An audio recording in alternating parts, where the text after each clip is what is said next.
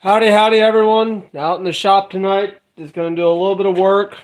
Finishing off on some projects. Do got to make a tool to finish off one of the said projects. I've been kind of putting it off, and I was going to sharpen some drill bits. Never got around to that, so which is fine. Goes into the need a tool, make a tool. Let's see if we have anybody pop in. Okay, we got one person. Let's see who's in the chat. Let me click down here. Live chat. New pin. Okay. Well, there we go. Mag, how's it going? Just getting started up in here. Wonder if you were my first like too. Thanks for hitting the like button. Roger. Good seeing you. We just got out here. So, forge. Yeah, you guys can see that. Still nice and cold. Just got out here to the shop. Got a few things to do. I'll be having to make a punch. I went to try to sharpen up a drill bit and failed horribly. And don't have any more sharper 3/8 drill bits. So I'm just going to punch these guys. You can see I got some cleanup on them to do. Because they don't really want to close. You know, they can open. I think I just need to knock that 45 down. I think where I set down for that was slightly off. Which I can correct that. That's no big deal. Let's see. Right. We flip it where you guys can see. Right here where I did that 45, I should have came. Let's see. I did my set down here. Yeah. I think that's where I made my mistake.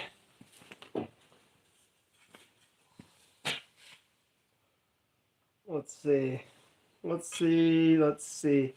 Yeah, you do your set down 45.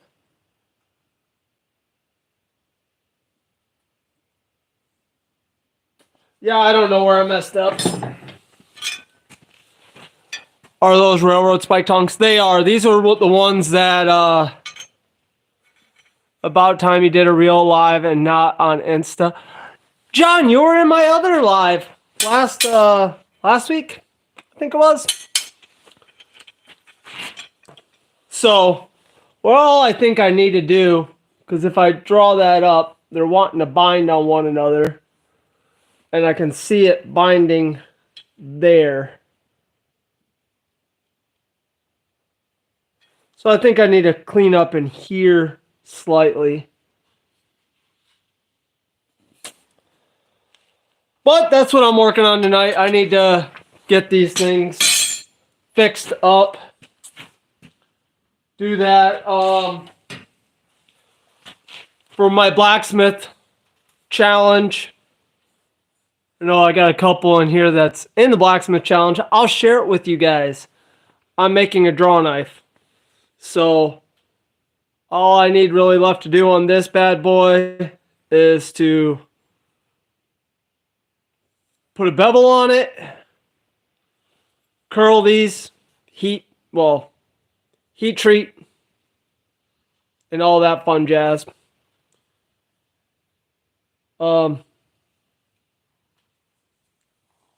Yeah. Question on this, let's see. Any of my knife makers out there. Is it super, super important to truly like heat treat your blade? I mean, this is high carbon. I get it. It's not going to hold an edge that long, but it's being used on wood. And by the way, you know, Mr. Stone there just popped in. He was supposed to be here tonight, so everybody give him some flack. Now,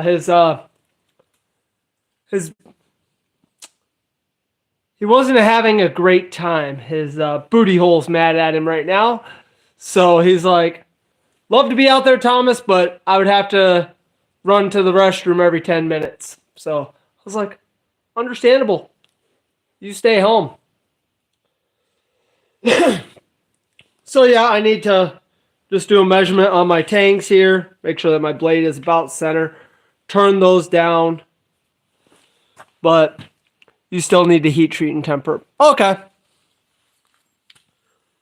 Well, that is good to go. Note to self, landscape and not portrait. I did click on that and it said that this way right here is the preferred method, because if I go to go landscape, which is sideways, I guess it doesn't work because I'm not actually, I fall under the, I may be going live, but I fall under the shorts version. So that's what that's all about. I did try to go horizontal and it didn't like me. I'm using my cell phone, so that could be why. So that's what that's about. Maybe a little file work. Let's see. Oh, you're talking about those songs? Yeah.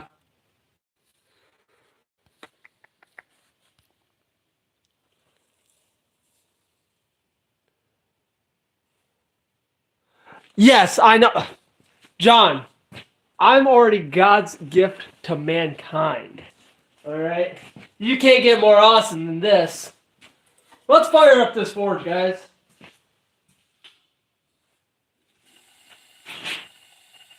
Oh, sure.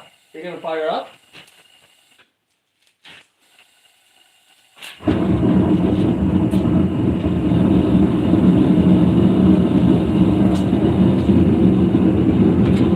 Oh, there's my other lighter. Yeah, I'm not a big fan of using regular little normal lighters for lighting my forge. I like the longer ones so I can stick outside, but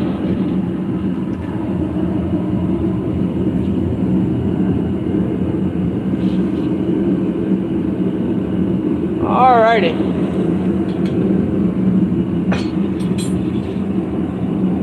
I reckon I'm gonna do some measuring here. About 6 1/4 going that direction, 6 1/2 that way. Blade 5. I like the idea of having a nice even blade, so I'm gonna knock off some of the tip on one of these.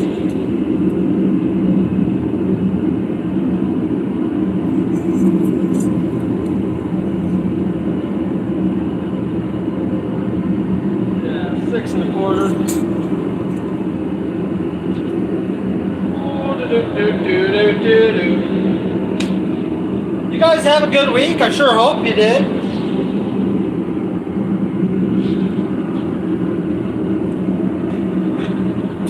I got a couple of cool things to show you guys that I did over the week.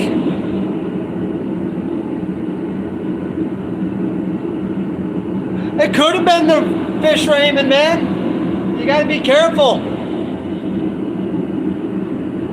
The agenda for tonight, I'm gonna be working on a pair of tongs, finishing them off so I can get them sent out. Working on a draw knife. Another thing, probably starting another bottle opener. I gotta re-bring those out and set them out. I got a couple I need to do. Roger Caldwell, you're already here. Did I send one to you already? I don't think I have. I think you were on my list to do.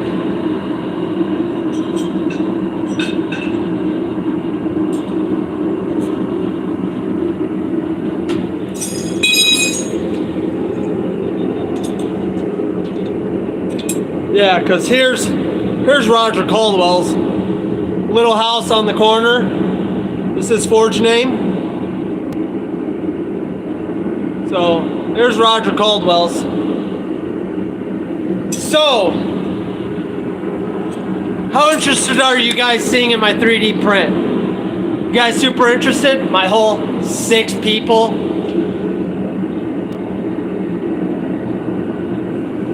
My whole 6 people that's in here watching.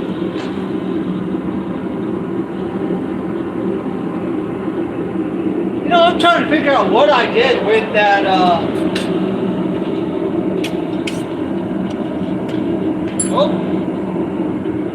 cables. I know I'm off cam. Just give me 1 second.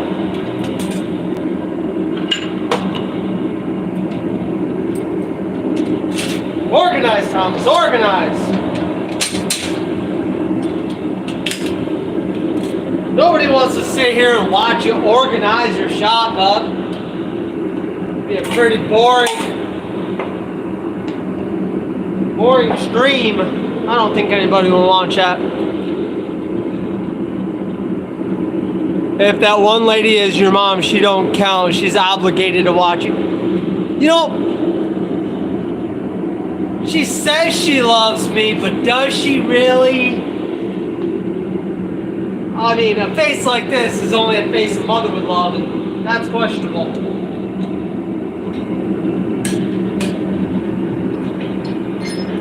Just kidding. She loves me. Or at least she tells me she does. So I'm obligated to believe it. Whoa! Well, I'll just break out a new piece.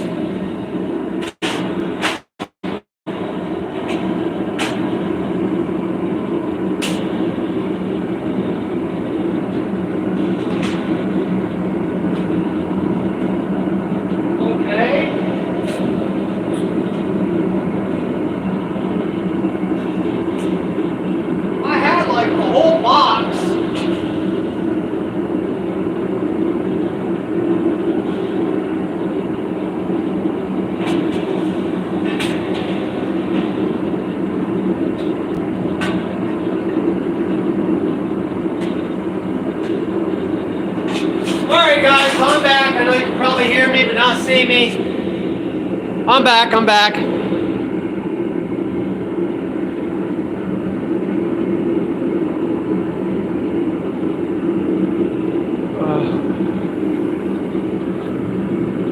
Yep, that's my, yeah, John, you met her at Quad. She was the one that came there with the semi.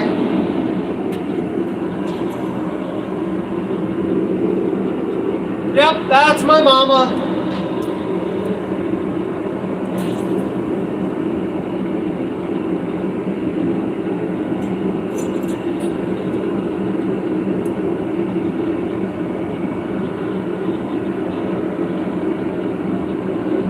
You guys really don't have to behave all that well, but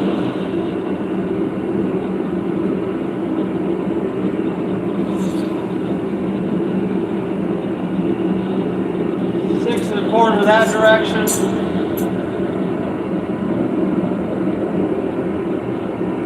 Go up here. 6.5.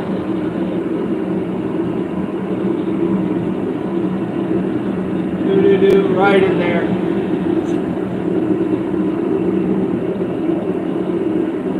Buzz that off a little bit.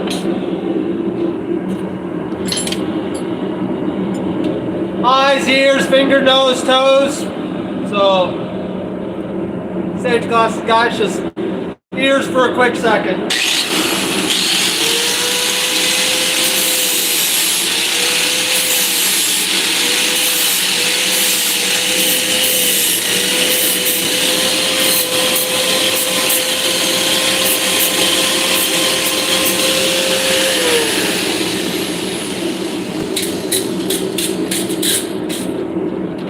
Yeah, this is just a little project here that I got to get done for the blacksmith monthly challenges. Not much of a bladesmith, nor do I really claim to be one, because Tell you right now, doing blades suck. Props to the knife makers.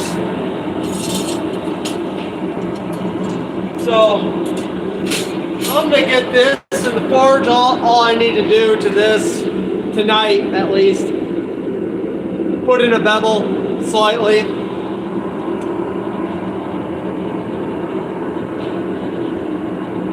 Get that in there, get that warm. I'm gonna adjust you guys so you can see the anvil instead of my face.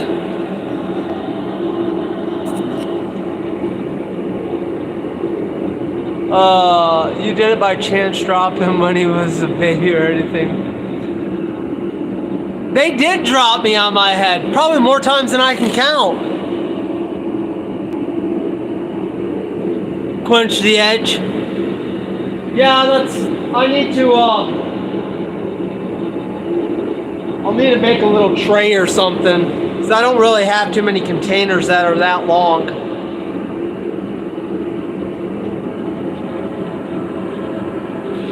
Because mostly when I'm quenching tooling and stuff, I just use that right there, you know.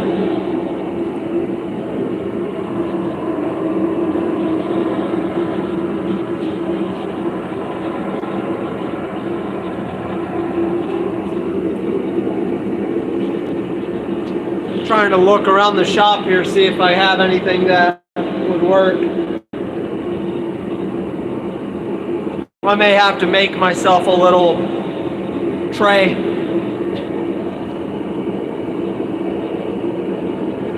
Yeah, use a scrap pan. You can pour over the edge also.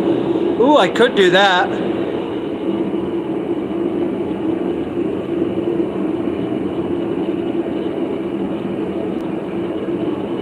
Oh, let's see.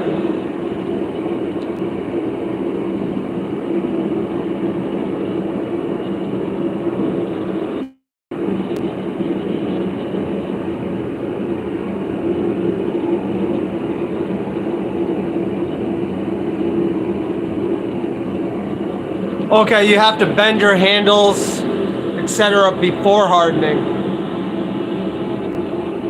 I get, well, do I really need to? Yeah, I do. I do need to bend those. And that's where the whole using that container wouldn't quite work for me, because I want to be able to put it in there.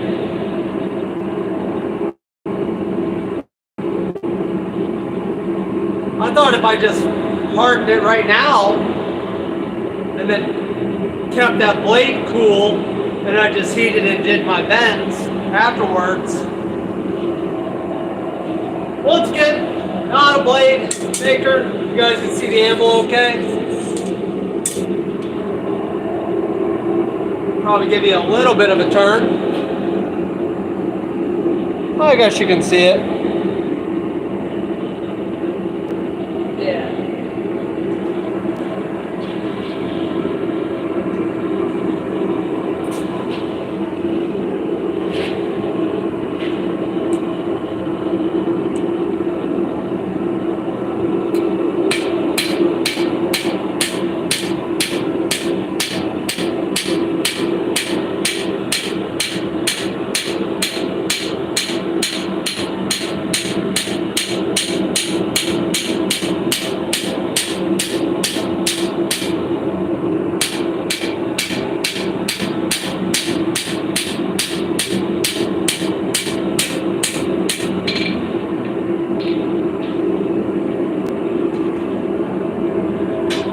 I probably could have saved myself just lots of hassle and give that the good old Jenny Craig diet.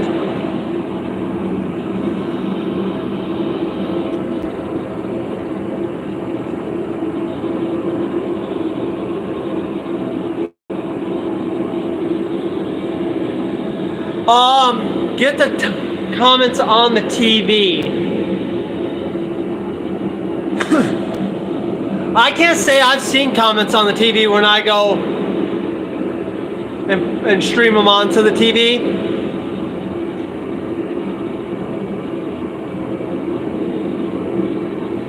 So usually I just leave the comments on my phone section and do that. Yeah, we can see it okay. Oh, I got you when I was replying back. Jeff would know. He watches me on the TV. I got to talk to him the other day, and it was right before Rob Huff's live. Called him up, talked to him. Which, by the way, I dropped that stuff off, Jeff, on Friday. So if whenever Roy got that packaged up, you'll see something in there.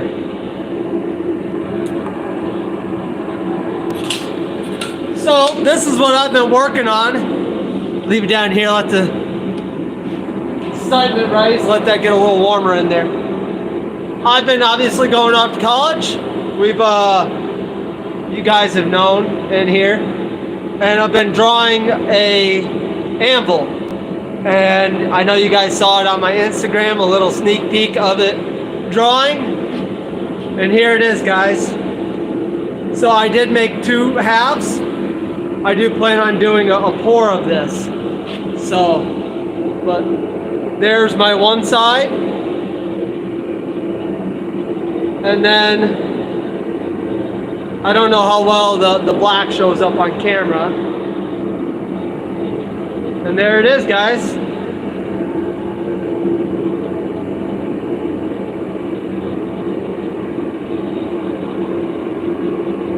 I got it 3D printed.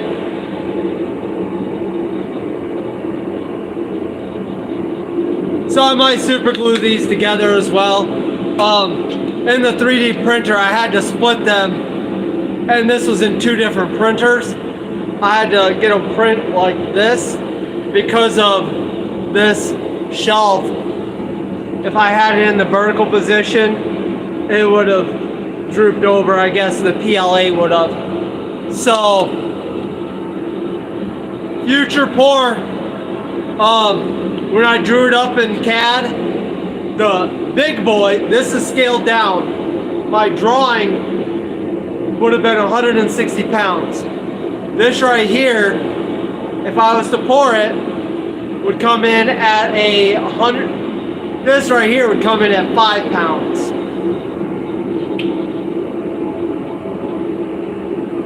Yes, this one I will pour. This I can definitely feel comfortable in pouring.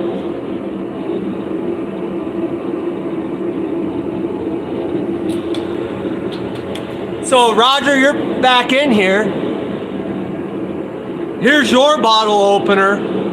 I have not sent you one back, have I?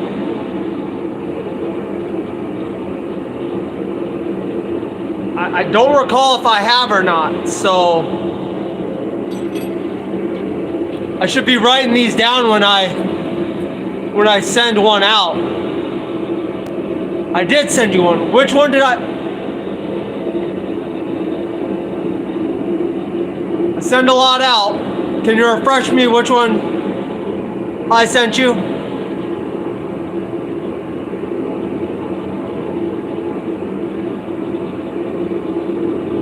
It's a leaf style. Okay. Yep. Where the leaf came back and yep. All right. Well, I can take you off. Got it. Thank you. Well, I can put you in the already completed bag. Let me pull this out. I'll give this little hammer on.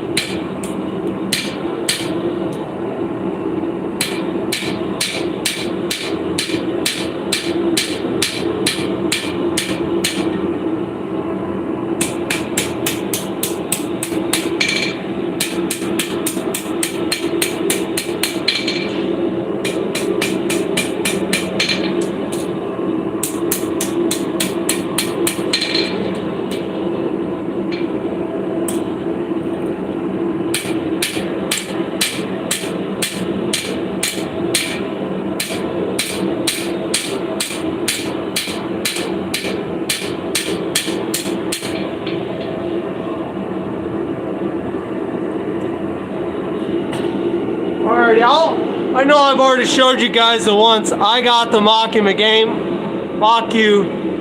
game one. Yep, I remember that one because I made that one special. You got the inlay, the Mocku Mokugame. Reading yours just messed me up. The Mokame, Magane, Teriyaki, whatever, copper nickel. You got the inlay.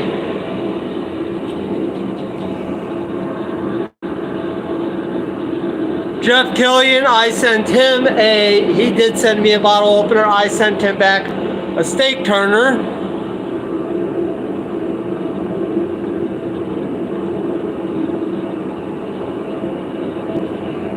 Oh, it's temperature wise, I think when I came out here, you said you can see my breath.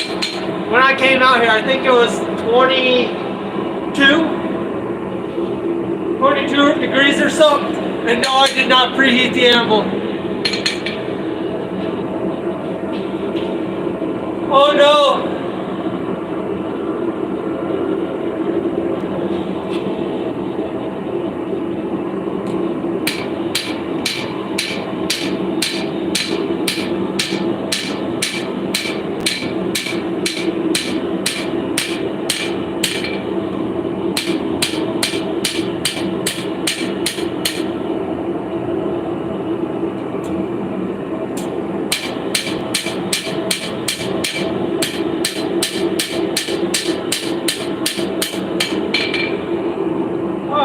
That looks decent enough. Now I just need to take its warps out and everything.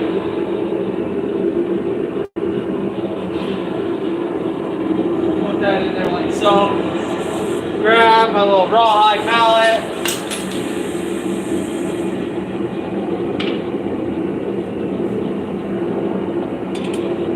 Oh, let's go through and scroll some of this.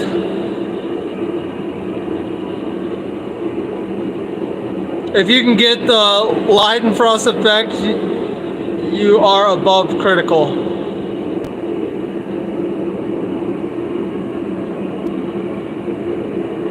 If you can get the lead and frost effect, you are above critical. Okay. There we go. You did get that, John. Because I'm going to go and show all the bottle openers that I have received up to date. I do have them all down here. Except for one. That's at work. I took it to show Roy, and that was from Brass Skull Forge. I took his in to show Roy, and I left it at work. But everybody else's I have down here. Oh, we got Roy in here? Did he pop in?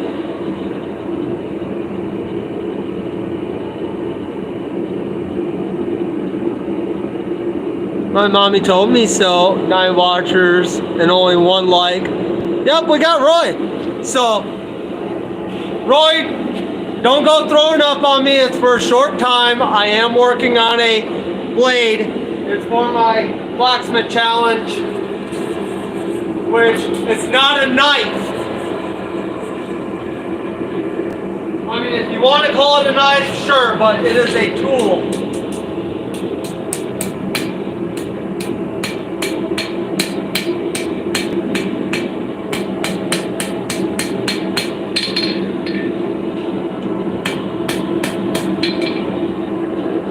I mean, depending on your opinions, knives are, to me, not weapons.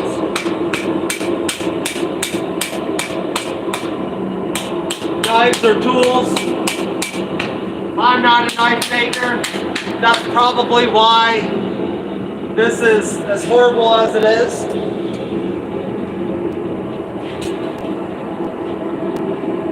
But I like it. It's fine. I'm not going in production of making knives. It has zero interest to me.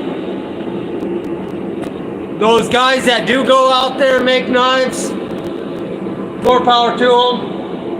I mean, I've made a couple here and there, but this is where I typically stop, the forging, because I absolutely hate standing in front of a grinder. I mean, this one right here is actually pretty close to forge finish.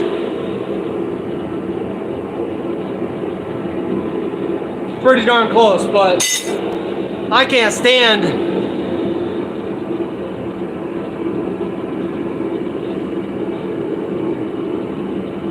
oh yeah, bleh. No royal. So this is not a knife. I mean, I guess it's knife by name, but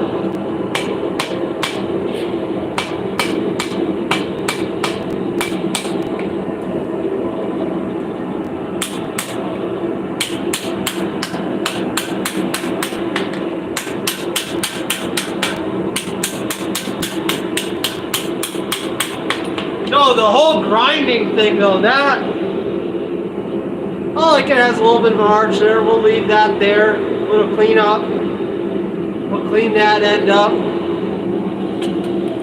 gonna now bend this for some handles. But I'm making a draw knife though. So I got my bevel slightly established. I left it a little thicker there. So when I do go to harden this, I have something to, something for it to keep mass. Once again, not a knife maker. It's Ray or Ron or Rob, one of those three letter R names.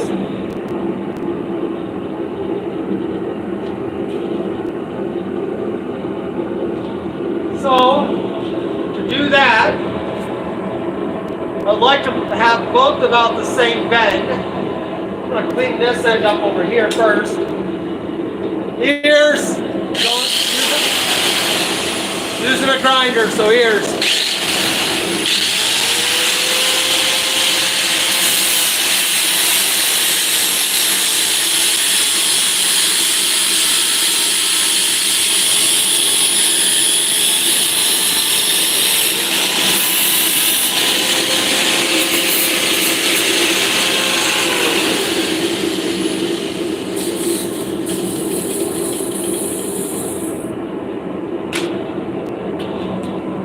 Alright, now I just kind of need to figure out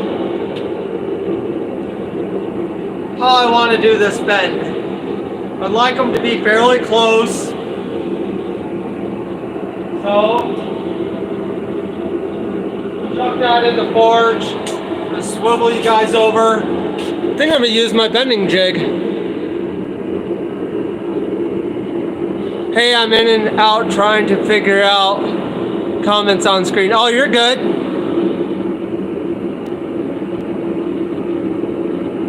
Ooh. Was it a draw knife? Yep, I am working on a draw knife.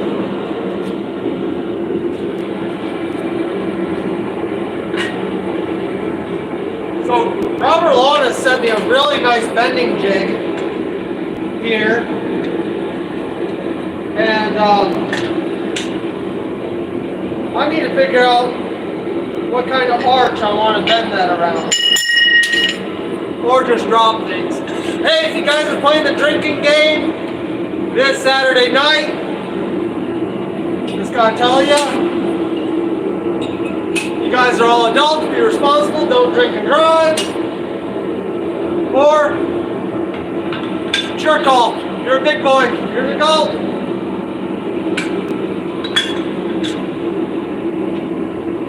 Okay, let me see. I'm going to put this like this, that like so.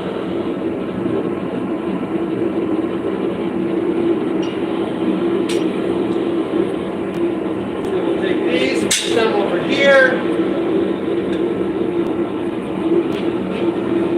Sure gave this thing a dry run. Where's the fun in that? Because, you know, Watching a big dummy make mistakes on the screen is always fun.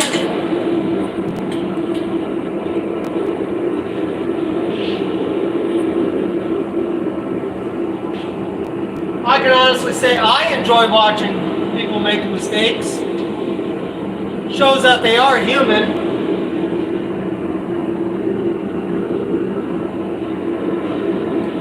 Oh, man, I probably couldn't have done that better.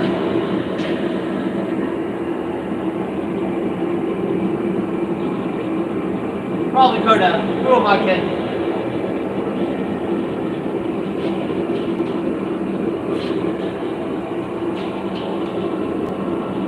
That's a nice little bend. I'll have to straighten that up a little bit.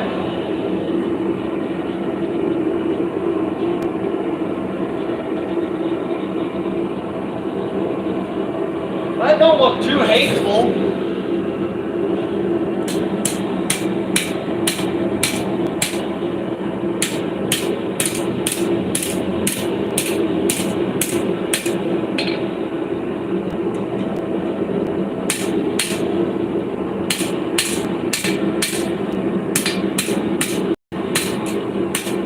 After all, this is my first spoke shave. I guess it's not really considered a... Well, you guys would know this. Let me swivel you around so I can see you guys a little bit better. When does it become a spoke shave versus a draw knife? And let's go up. What is a draw knife? A draw knife, well, I'll bring one out. Maybe I got some wood I can demonstrate for you guys. Let me put this side back in over here.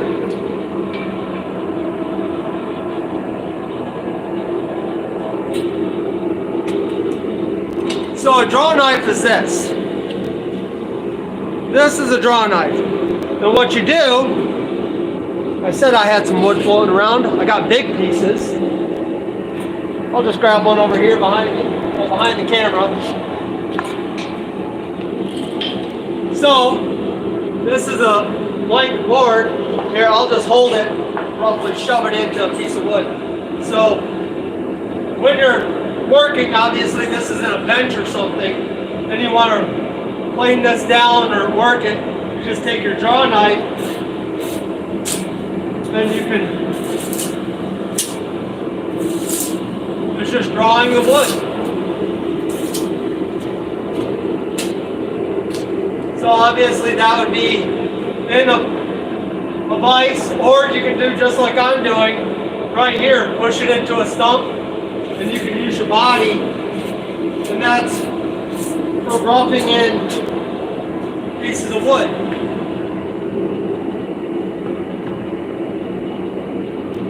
So that's what a draw knife is. Arrow up, then right, past the thumbs, then click on live chat. You have too hard of it. They're also used for debarking. Although I definitely do see, this is what, I'm glad I pulled one out. They're not perfectly flat. In the handle portion, they are slightly turned down. So, I guess that's for, yeah, because that would make it nicer for you to pull. So I will have to turn those handles down. How far are you coming off the blade to make your bends? If I had to guess, they were probably 2 inches or so. I'll measure that when I get this other side done. The other side's nice and warm.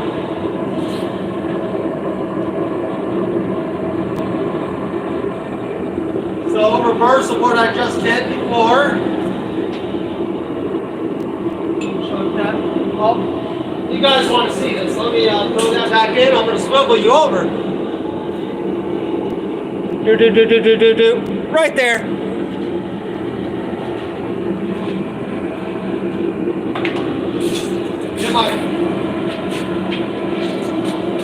Just in case I drop something. don't like it to possibly hit hot metal, or the metal hit hot wood.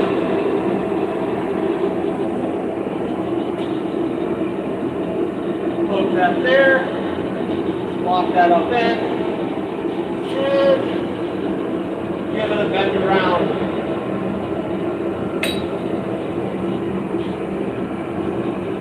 And then slide you over to the anvil.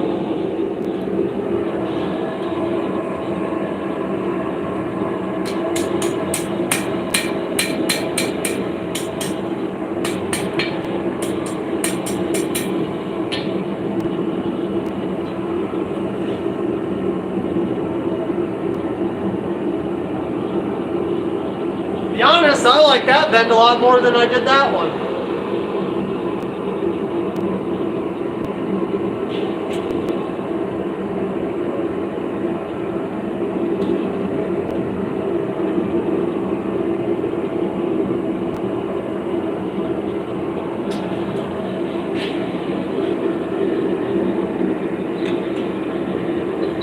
Just double checking on something, guys.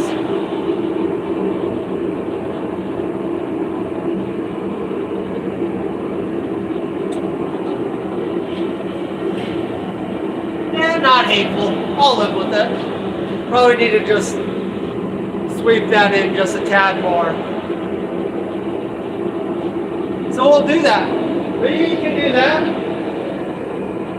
Read some comments while it's warming up. Oh, I said I was going to measure that before I threw it back and forth. Look at me. Promising something and not. From the blade edge to the outside corner, or the inside, 1.75 inches there. And on this side, try not to touch the heat, 1.5 inches. So I need to bring that in just a tad more, which I can do.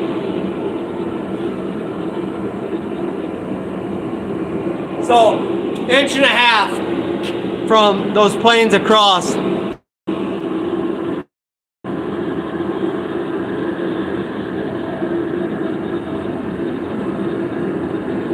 You have to lose some weight, Jeff?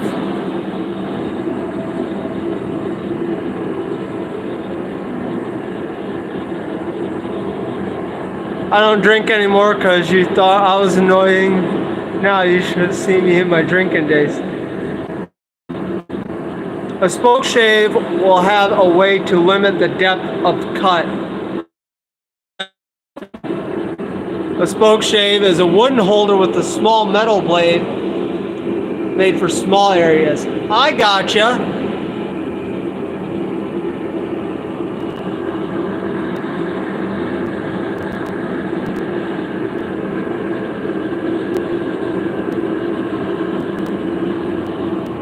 So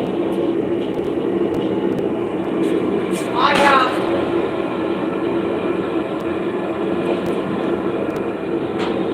something you guys are talking about.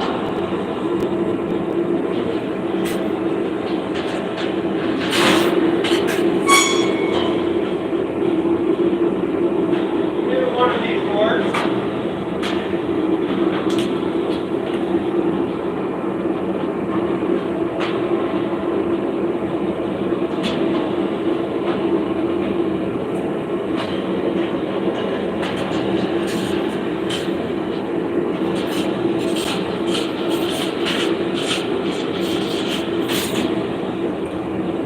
So that's a plane, correct? But it has a depth, a blade, that can get set down. I guess you really can't, I mean, this is only for push only. This thing's old. Probably needs to get some life redressed in it. It's a no-namer.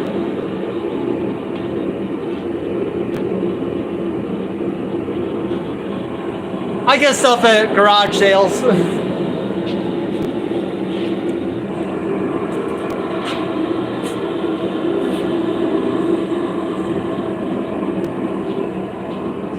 You guys already saw me bend the one. I'm just going over here and cleaning this one up a little.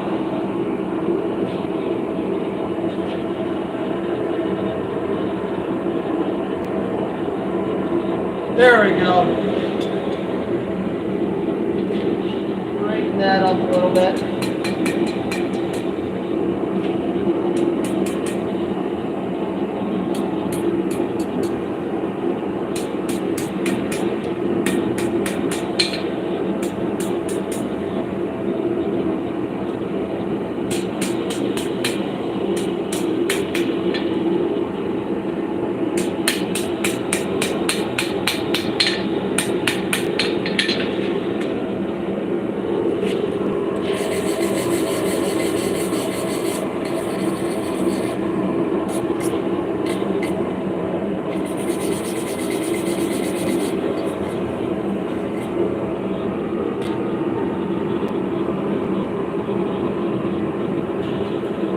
Is it perfection?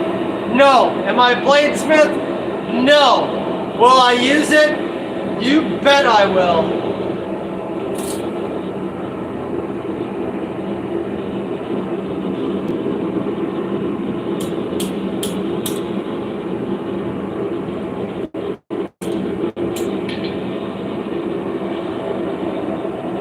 There, that's let's see, where's this other guy at? So if I'm looking at my blade this way, my bevel is on that, bevel's on the top, bevel's on there. I need to bend those handles down, just ever so slightly. So we'll get that warm, turn those down, and then I will, off camera, heat treat that.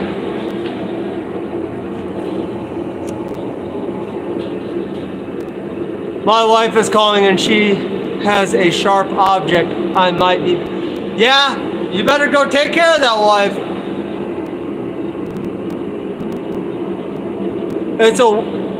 It's wooden with a 2-inch blade. Okay.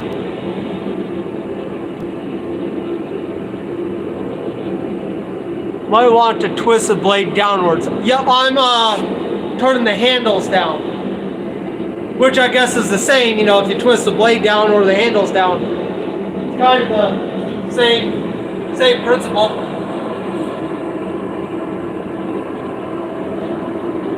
We're going to grab this here.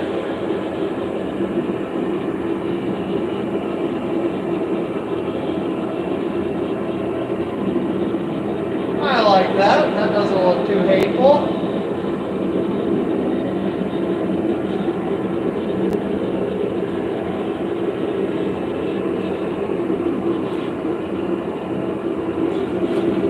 We'll heat that up and do the same for the other side.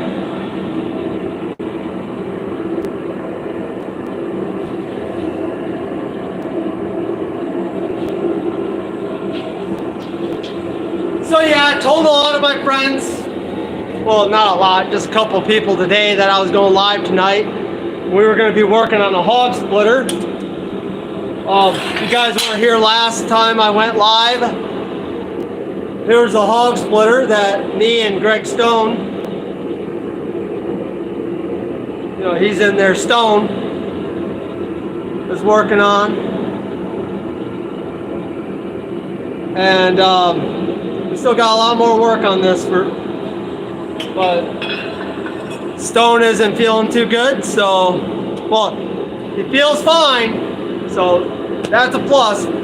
Just, you don't want to make a bathroom run every 10 minutes.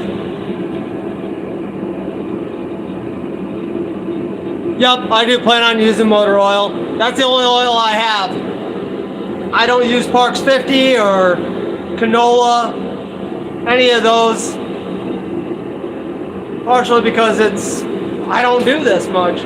What I do need to do is probably get a metal 5-gallon bucket and get some used oil and put in there. And do it that way.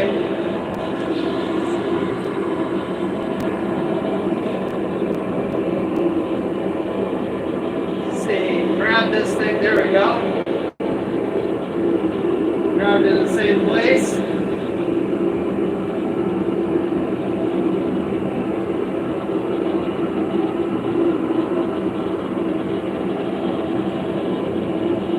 That looks about even.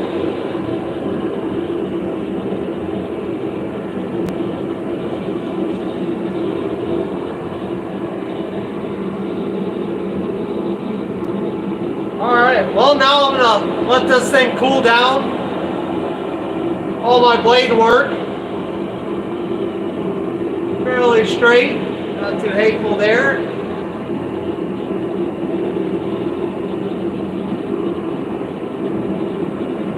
Yeah, we'll let that cool down. And, oh, where do I want to set this? We'll just set it on the side. Side of the porch, let it cool down.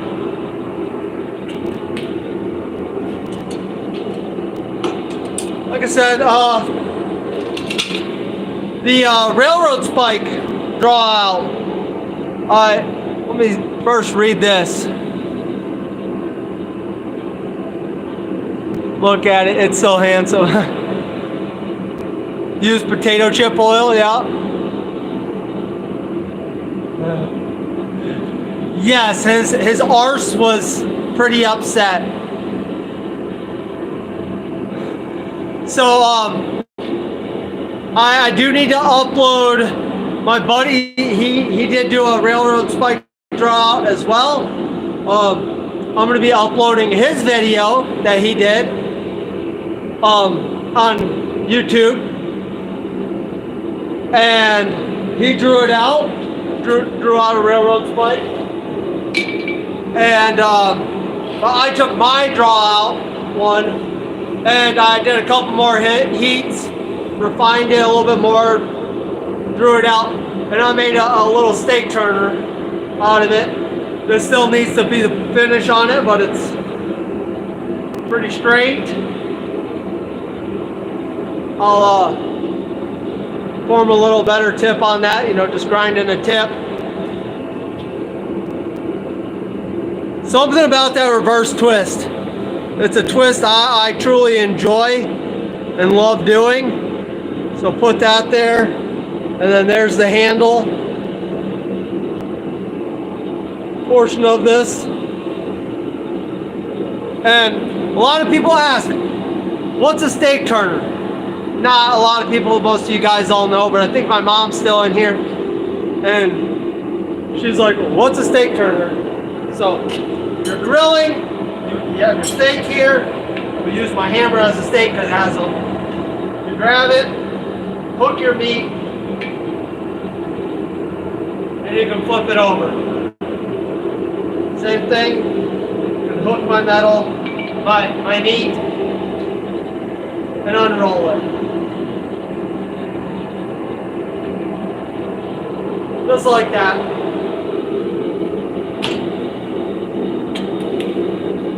There you have it, a steak turner that I made. This I'm gonna wire wheel down super heavy and wire brush it down nice. You know, wire wheel it down pretty heavy. And then I'm gonna get my torch out and I'm gonna flame temper this up, maybe some brass brushing, and coat it with vegetable oil so it's food grade. You can also use beeswax. I do highly suggest stick away from your peanut oils, stuff like that, because people might have food allergies. Some people like to use coconut oil. Once again, food allergies. Some people are allergic to coconuts, but not too many people are allergic to vegetable oil. Or like I said, you can do beeswax on these. The only thing with beeswax is that it gives a tacky feel to it. And to be honest, Up here you could clear coat. That you can clear coat if you do something really fancy and you don't want it to darken out. But up here, just take vegetable oil, rub it on, and you're good to go.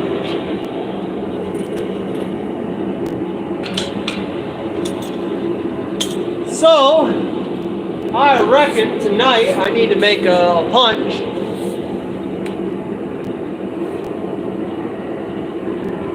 Because I need to get those tongs done.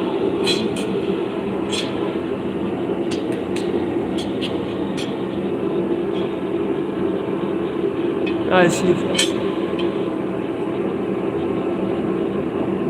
You're right, don't know what he was talking about. Well, hopefully my demonstration helped you. On the turner I made, I used Zax wax on the pineapple twist handle for more shine and olive oil for food grade end.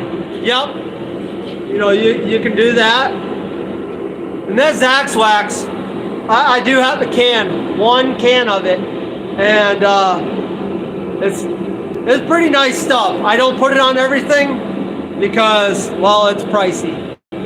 Not like, oh my God, break the bank pricey, but not something I want to put on every single thing. I use beeswax. But hey, Possum, since you're in here, good thing. So here's my tongs. Okay, I'll slowly turn it so you can see. And then here's the other one that I drilled halfway through and then my drill bit died. Well, when I go to meet these things up, I'm clashing.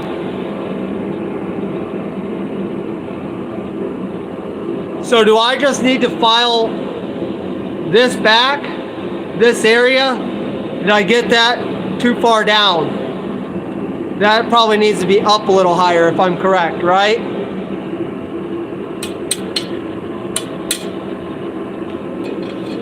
Hopefully, or it doesn't have to be Possum to correct me on that. It can be any of you guys. I'm guessing I got my 45 here too far down in my boss, and that's what's causing the bind up.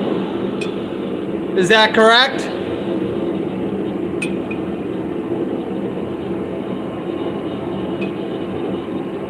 And if that's the case, just try drawing more length between the bottom and the boss. The bottom and the boss. Okay. I gotcha. Well, I probably won't draw any. I'm just gonna grind it.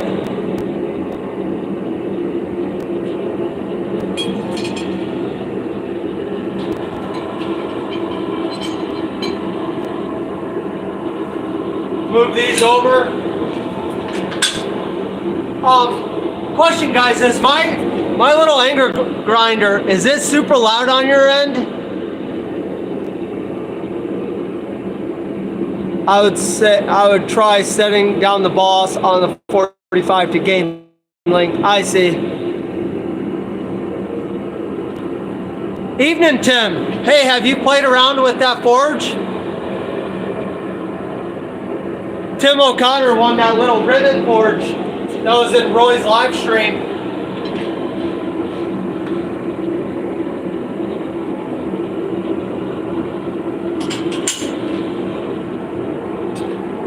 Safety glasses whenever running angle grinders, guys.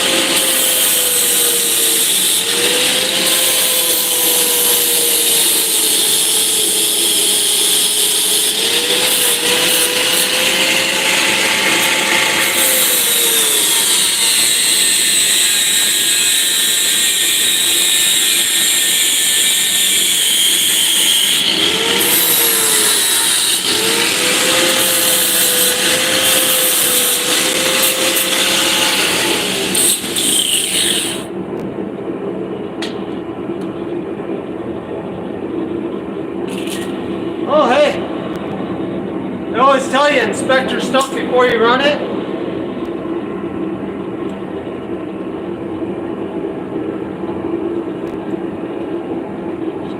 This thing ate the dirt earlier.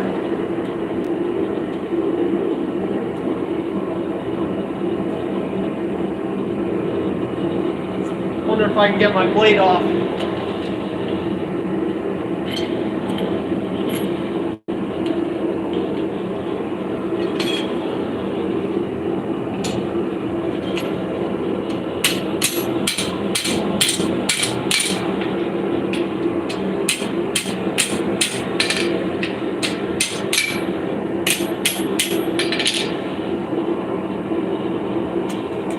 OSHA who?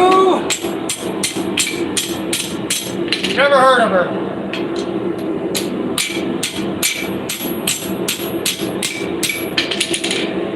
There we go.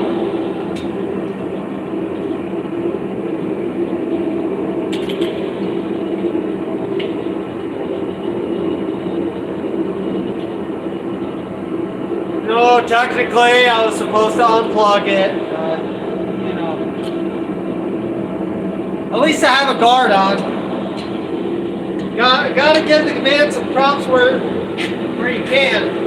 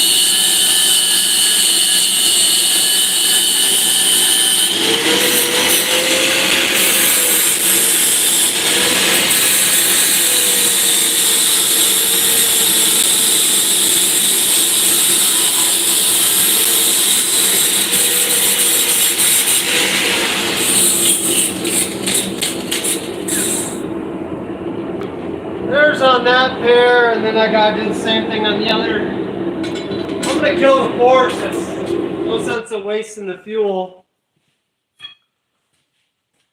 I mean, forge is nice and all because it does warm up things in here a little bit. But no sense in wasting the fuel. What's the chat saying? Let's read the chat.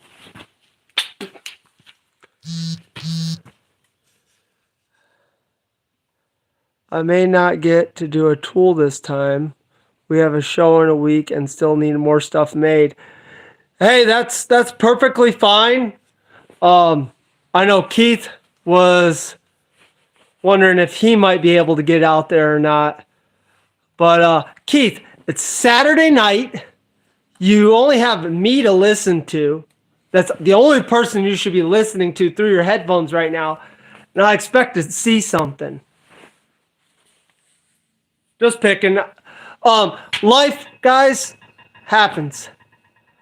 Ordering a barrel and cylinder lock. Everything is forged from wrought iron. Nickel silver inlay and a beautiful chunk of curly.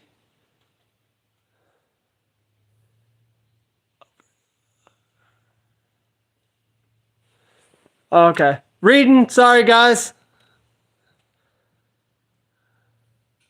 Tom, if we get together tomorrow, I might have some fresh. Oh, okay. I'll give it a go.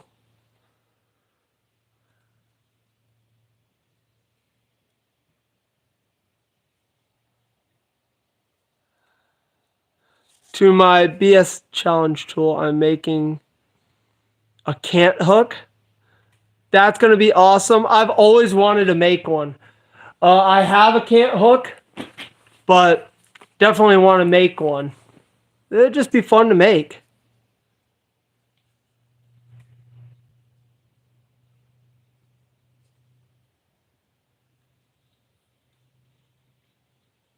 Well, John, thanks for stopping by. I know you're already gone probably.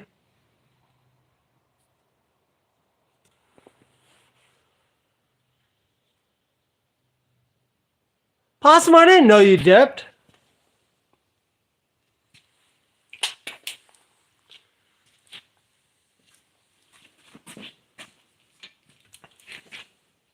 All right, going in here and giving this a go again.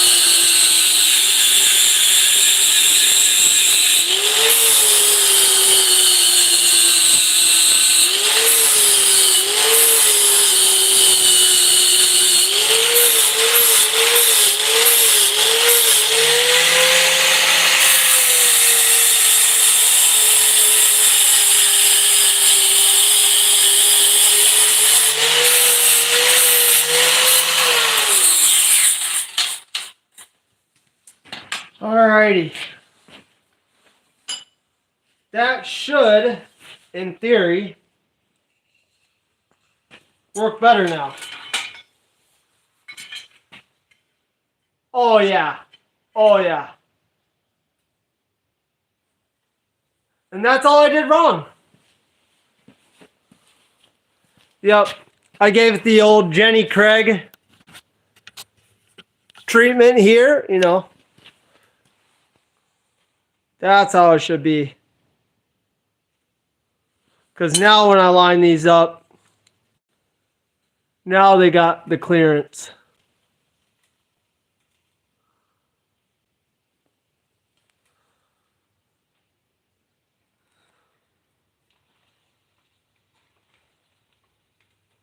There we go.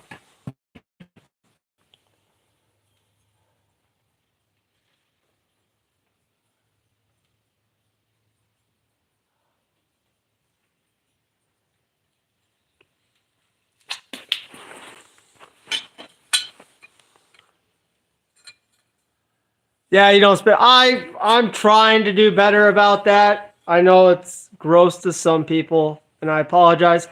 I do try to spit off camera. Are those the post and ring tongs? Glenn? No, nope. This is a.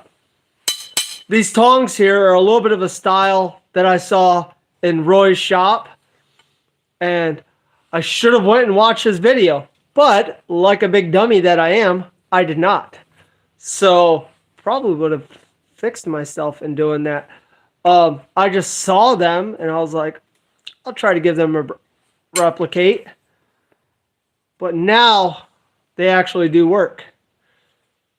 So now I just need to punch these. So with that, I'm going to take this, do a little center mark on here, and I have to make a punch.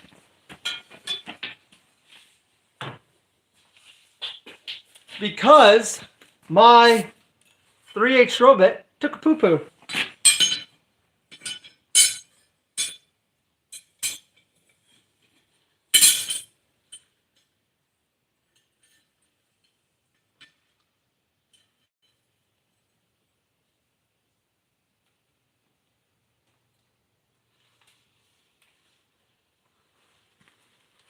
Do. I sure hope you guys had a great week. I had a blast in my schooling adventures on Tuesday. Oh, I didn't get to show Possum. I'll show Possum. Don't have to talk about it. I can show it. Here it is, Keith. My anvil. It's made in 2 halves, so I can cast this. So it'll go together if I can hold them straight. Focus, Thomas, focus. There we go. Do.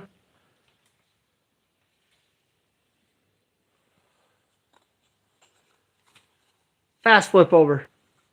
And I don't know if on your camera, if it's correct or backwards, but there's my touch mark.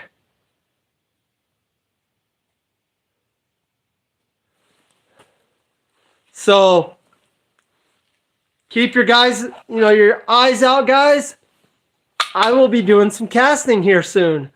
I'll be bringing you guys along with. I believe the sand on my property might actually work because it's super fine. Obviously, I do need to make sure it's dry. But I have some copper floating around, which I might pour one of these in copper. I have some aluminum floating around. So I'll probably try the aluminum first. I can pour aluminum quite nice. And I'll make some more. I'm also taking this model here, and it's getting scaled down a little bit more, and I'll be pouring some wax, some beeswax of my little anvils, and I'll definitely give some away to my big supporters, i.e. a lot of you guys. You guys are the OGs in here, man. And I appreciate it. It really does humble me that a lot of you guys are willing to come out here and watch me ramble on and sometimes goof off. So when I do get some of those, when I get everything figured out and make some molds and stuff, some of you guys in here will be getting some from me.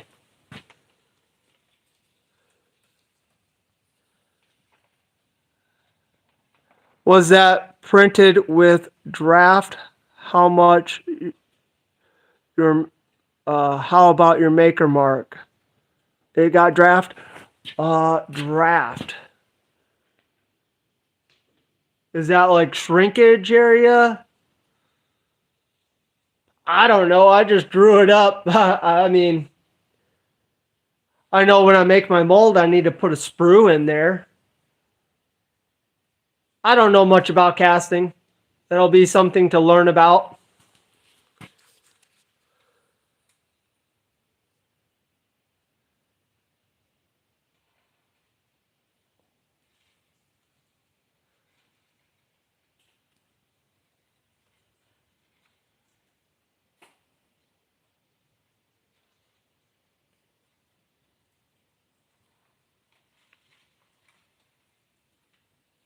Okay, just reading some of the comments here.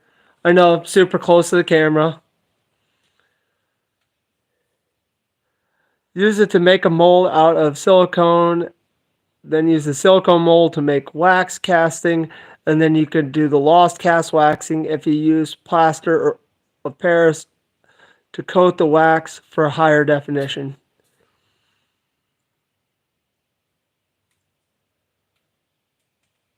Oh, that my touch mark is something that I actually came up with all the way back in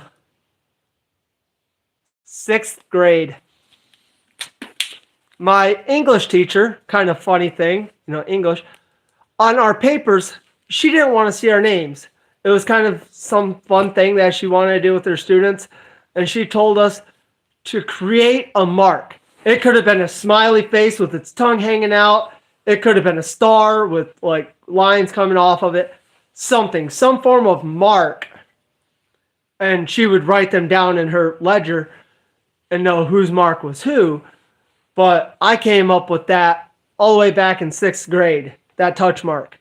And I've kept that. It's just my initials, but it's just straight lines.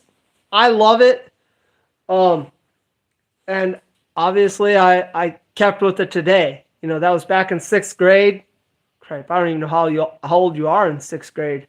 11, maybe 12. I think maybe right around there. I'm 34 now, and I'm still using it.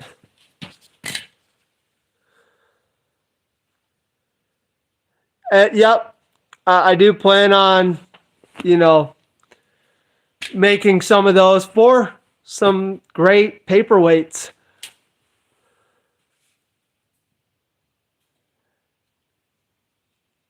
Yes, Stone does live very close to me. I think as the crow flies, he is about 6 miles south of me.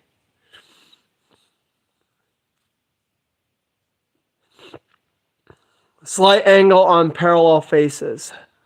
No, I did not. TDOC.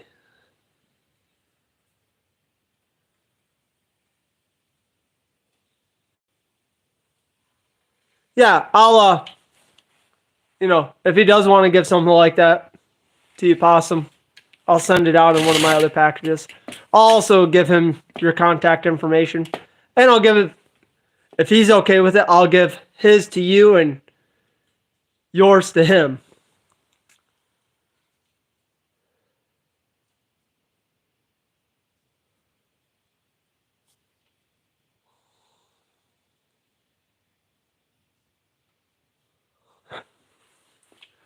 Possum, yours doesn't really look like a Bluetooth.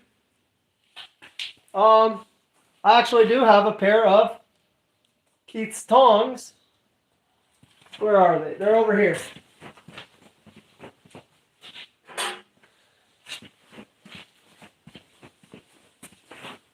Here's Keith Bears. I think it kind of looks a little bit more like little mini scissors. But that's Keith Bear's touch mark.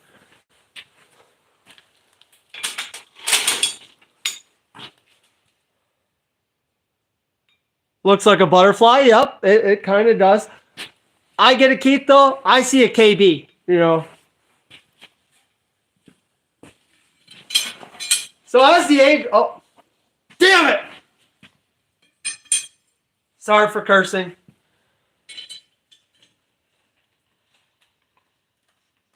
I was supposed to punch that. I got distracted.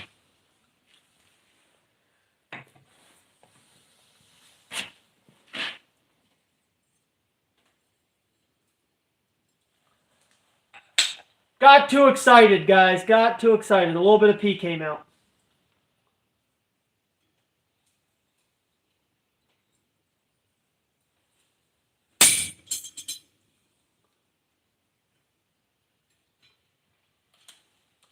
All right.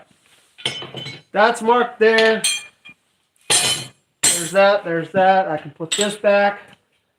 Now I need to make a punch.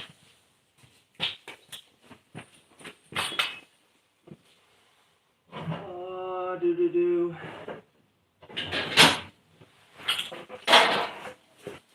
You know how cool it would be if this stuff is 3/8. I got a little leaf spring.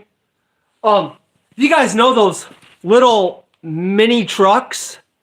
That's what this comes off of. Those in the other countries, utes, I think is what they're called. Here they call them the mini trucks. They're a foreign truck, but here's the springs out of those little mini trucks. So my buddy, he works on them, and he gives them lift kits and stuff. So let me grab a pair of calipers and see how thick those things are. Off camera, so bear with me for a minute while I track them down. You know what? I'll just go old school. I had a pair of digital calipers, but I don't know where they're at the current moment. Well, I do know where they're at. I just don't feel like digging for them.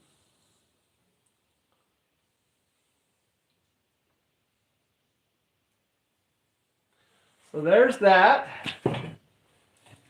Bring out the fancy measuring tape.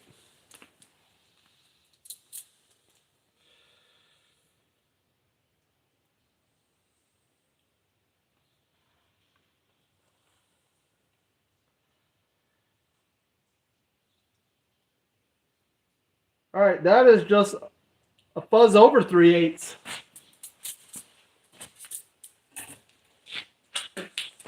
Well, shoot doggity dig, Batman.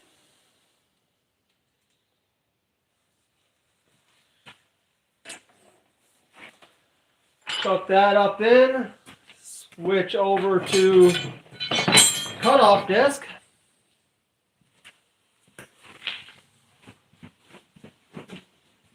Oh, man.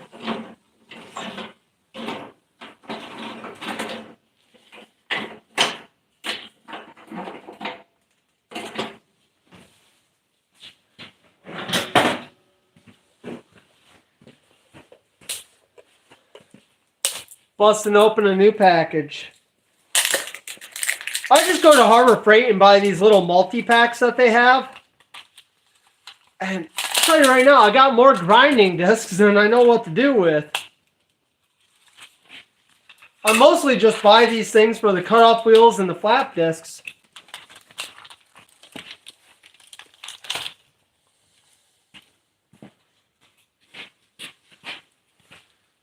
Put them over there.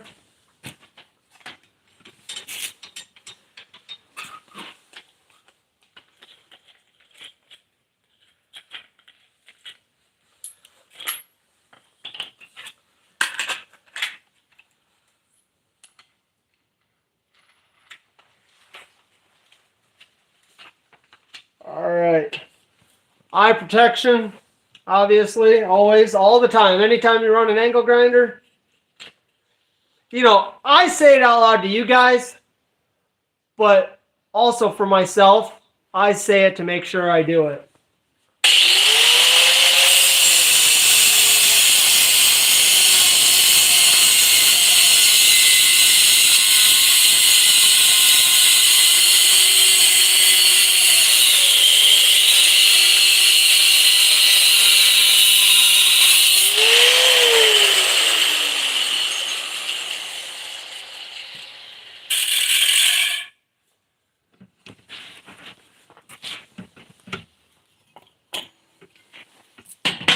You know, all you guys are big boys. You don't have to have another grown man telling you what to do. I mostly just say it out loud, so I make sure to do it.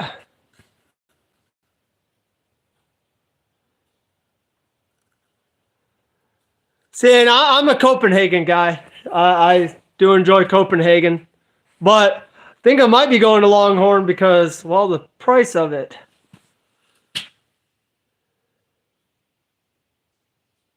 If you can't see the sparks, they can't see you.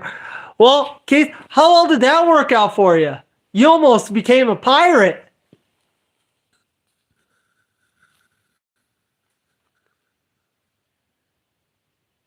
Oh, yeah, they did just come out with Coat Black. Roger, a huge fan of them adjustable hammers.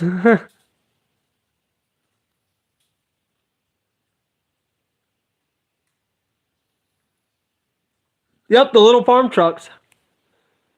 Yeah, I'm talking about those little Japanese mini delivery trucks.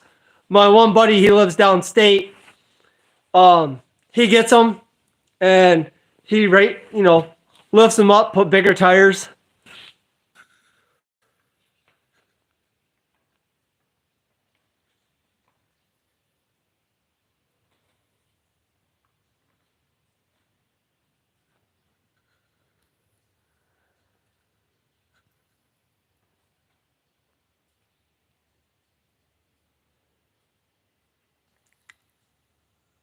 Uh, 5/8. What's 5/8?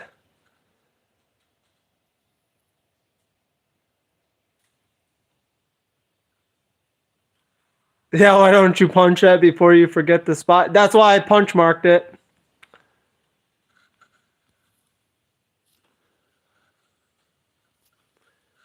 Okay. Put that back over in the... Okay, I couldn't do that again if I tried. I just chucked that spring over, and it grabbed another piece of metal and wrote it all the way down.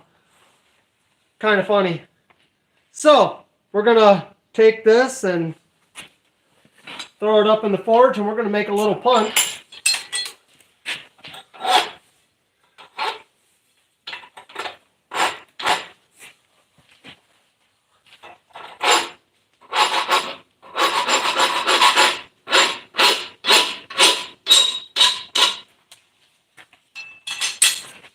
You know, the whole, I'm not trying to bash on the Forged and Fire guys, but I've never played around with coil spring before.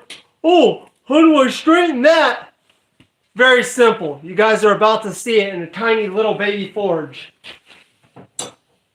I'm thinking it's just TV when they're like, oh, I've never played with that before.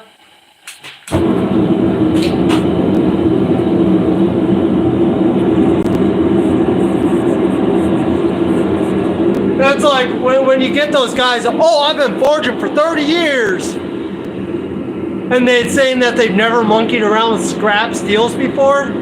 Come on, what are you really doing? You had to start somewhere. Did you start with a bunch of money and was able to buy all brand new steel all the time? I don't know. I can't speak on their behalves.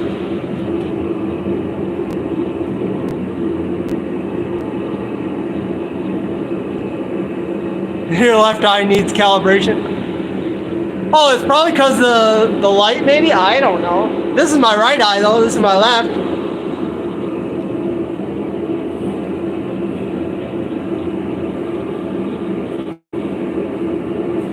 Yeah, I'll have to give that a look out.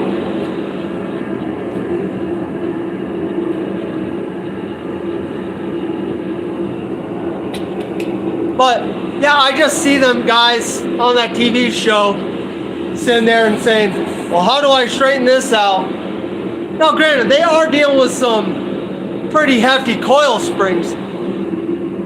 It's all really the same method once you get it hot. Leave it in there, let it get hot. It all becomes soft and squishy.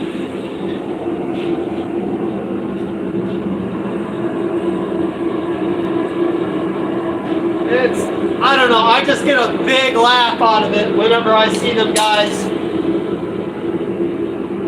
say they've never worked on material before.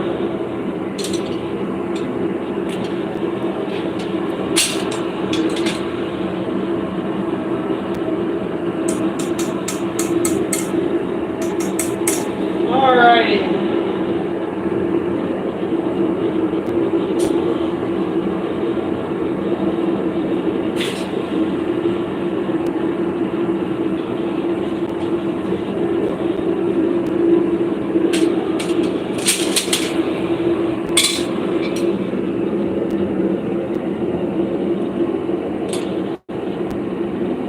I don't see him over there.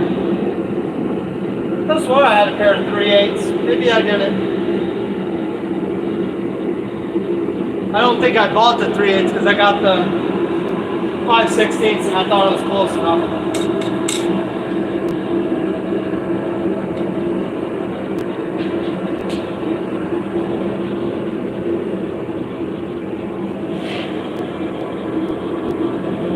Well, I mean, as simple as this right here, I mean, they have vices over there. Oh, you guys didn't get to see that.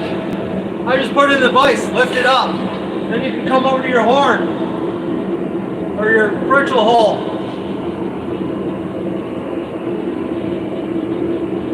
And now you actually have something that's halfway there. That's a really big punch. I guess I overshot him on some material, but that's fine. I can make a couple more.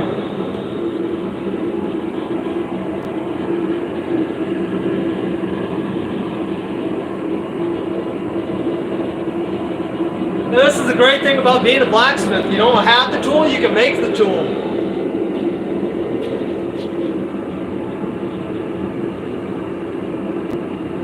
Tim, that wasn't yeah, from what I was told, that was that screwdriver was not his entry.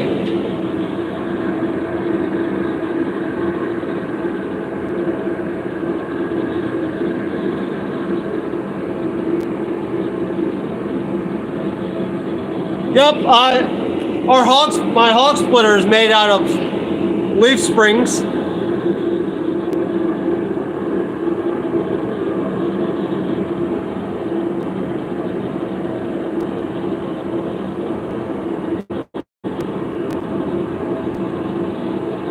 Exactly, you know. Put the arch on top and hammer down.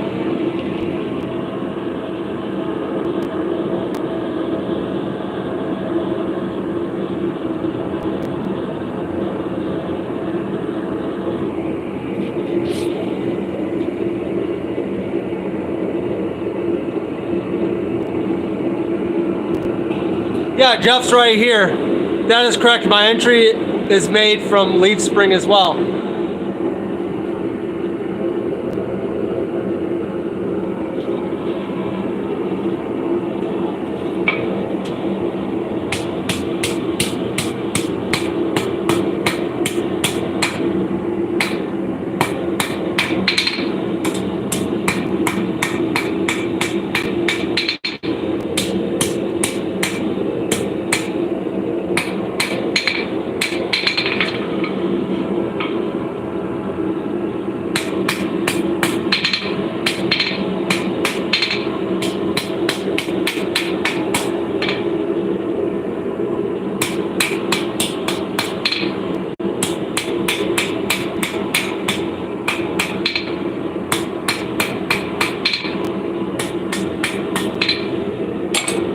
Alright, I'm gonna put this here.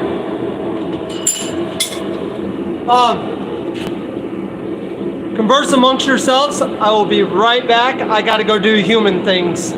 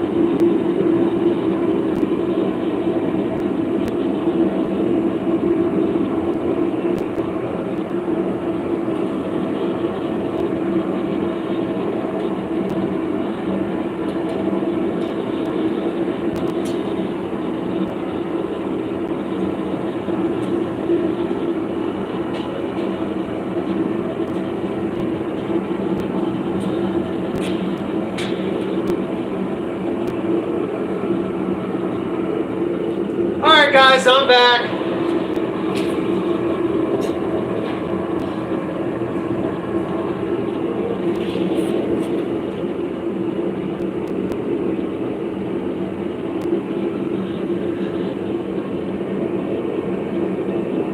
But I have another that may not be considered a tool, but I think it would be cool. All items in this world are tools. That's how I feel.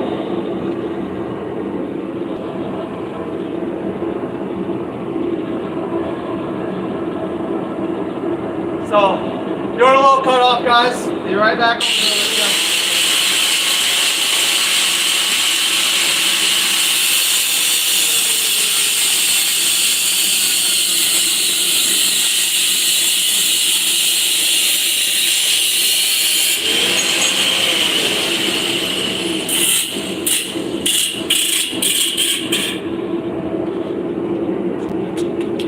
I'm reckoning I could have hot cut that.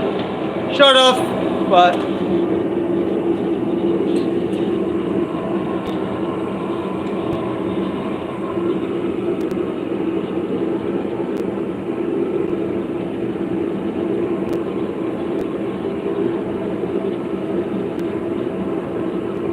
well, actually, after that paint just chipped off, this is a 3/8.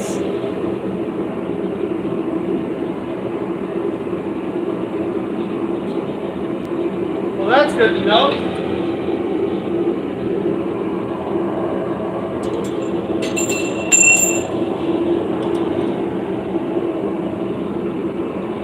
So what we'll do now is actually, this is a quick and down and dirty chisel tonight. I'm going to heat this up, harden it, grind it back a little bit so I can see the colors, and be good to go.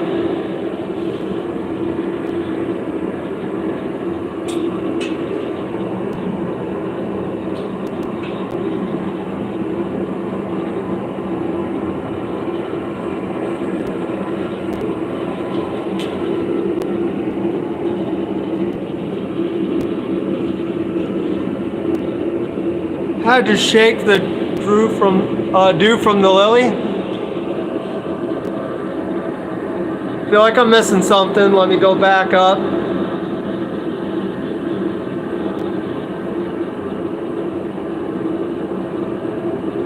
Okay, right there, 5160, good stuff. I use a lot of it.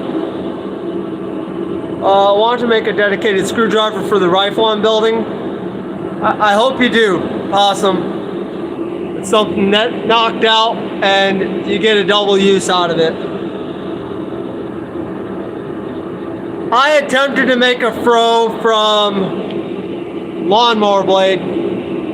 It's still over there, it looks hideous. I decided to just scrap it. So what type of tongs are you making? I'm making a pair of railroad spike tongs. So while that's heating up over there to quench, here's the two tong halves. Get them in line, Thomas. There we go. Right here. So there's going to be some cleanup work. I just want to get them riveted and then I can adjust them.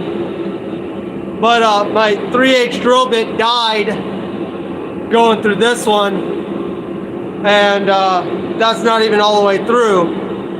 So, well, I mean, it's a through hole, but that was a pilot, and I was like, I stepped down, tried to do it with a different drill bit, and I was like, I'll clean it up with a bigger 3/8, and just didn't quite work out. So, I'm going to be punching this one and cleaning through that one.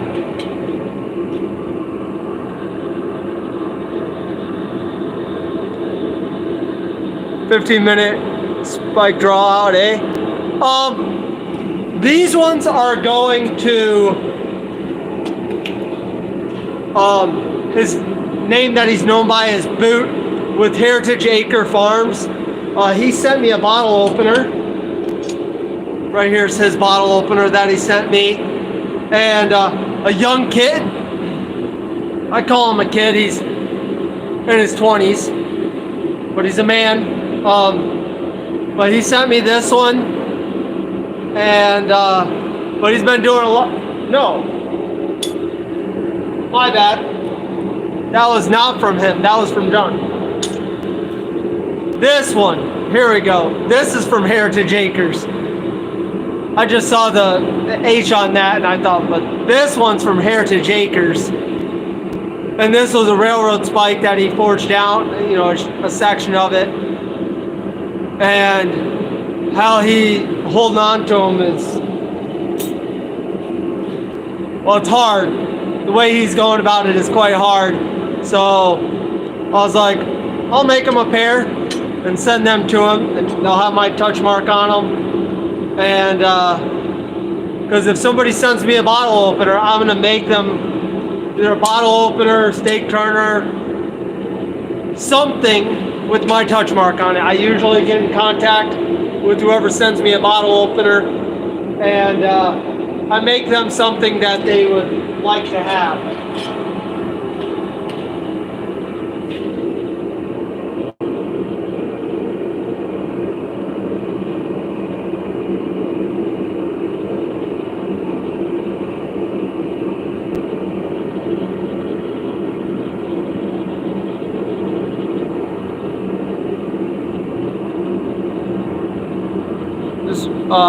Made a pair of tongs yesterday just because I did not know what to make, and that's perfectly fine. You know, getting a pair of useful tongs is good.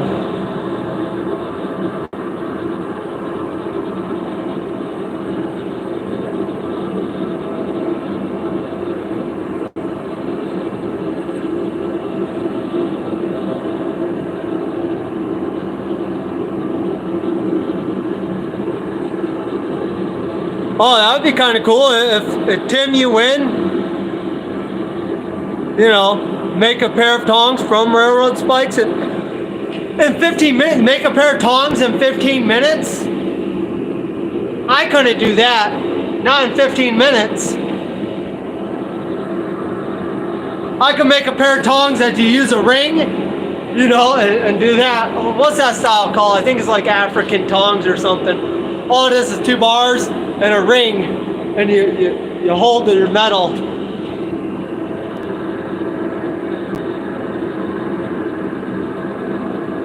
The way I went about my bottle opener for you was hard. The one that keeps there, I'm gonna be showing that off here after I quench that. I'm gonna go through and show all my bottle openers off that I got. There's a couple in there that I forgot their name because they're not in the live chats. So, and I don't really talk to them that much. So I have pictures of every single one that anybody has ever sent me, but some of them I forgot their names on, which is bad. I'm sorry to those people that if you did send me a bottle opener and I show it off and I forget your name, then I will go back in my phone, take a look for the picture of that, and correct myself.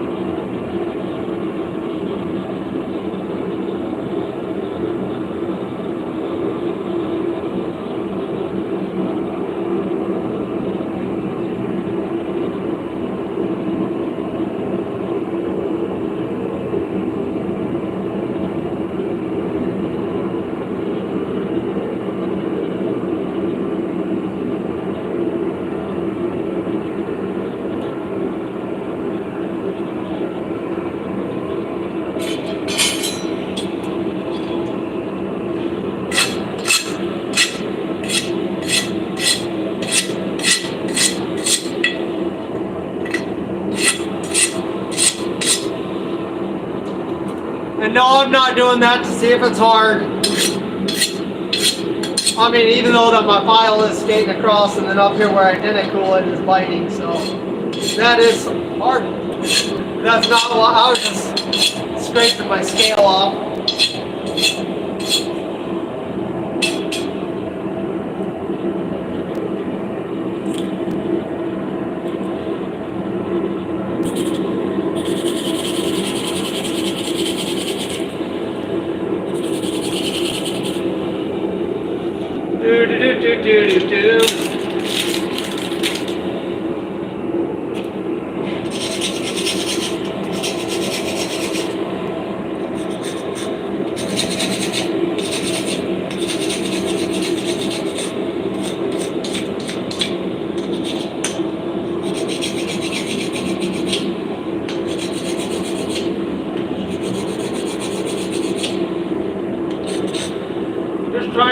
up a small little spot so I can see the colors run.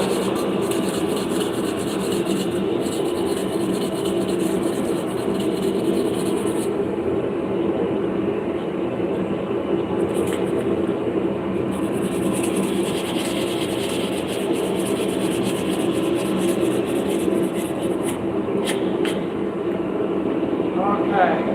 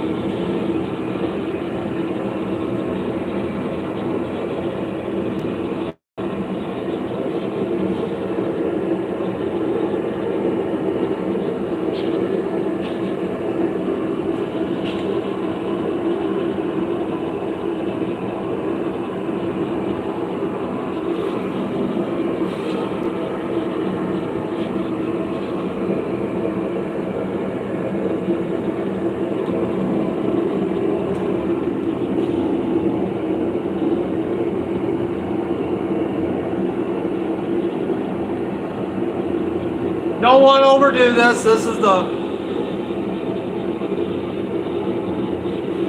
let it slowly creep its way up.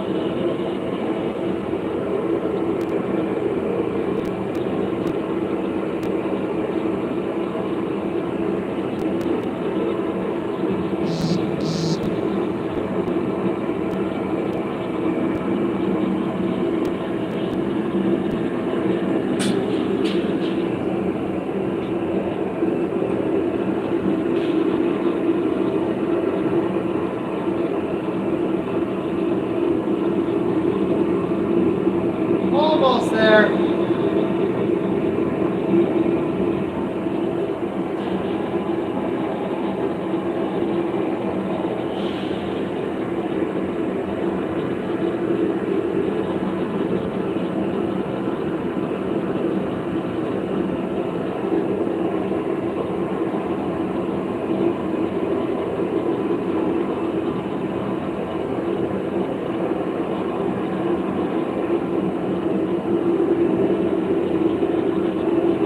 I think by the time that reaches up there, it'll be good.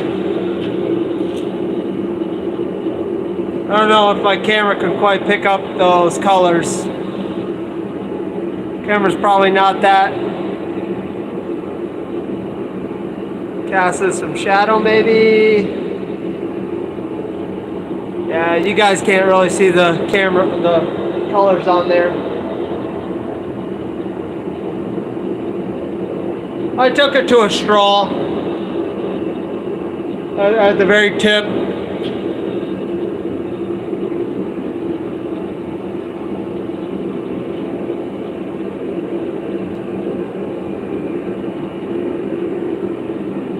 All right, that looks good to me.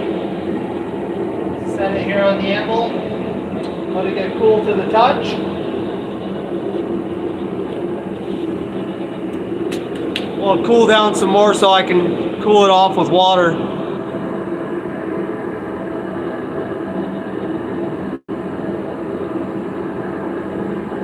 Before you had railroad spike tongs, you used vice grips, welding clamps. That works. Yep, I am going to round that out a little bit. You might want to flatten your round end just a fuzz to hold the spike a little tighter. Yep, I'm gonna adjust that when I get them together.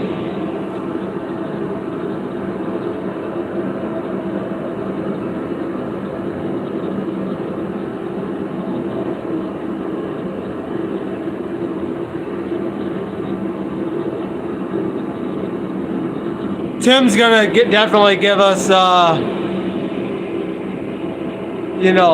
have fun with us. I don't know what it is. They did tell me, I completely forgot.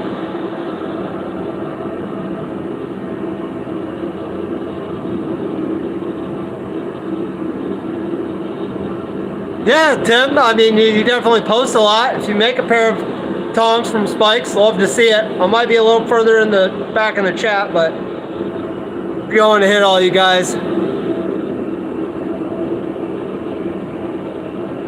Exactly. Everybody likes to hate on railroad spikes, but there's a lot of good material in them. Jeff, you could definitely come up with something good.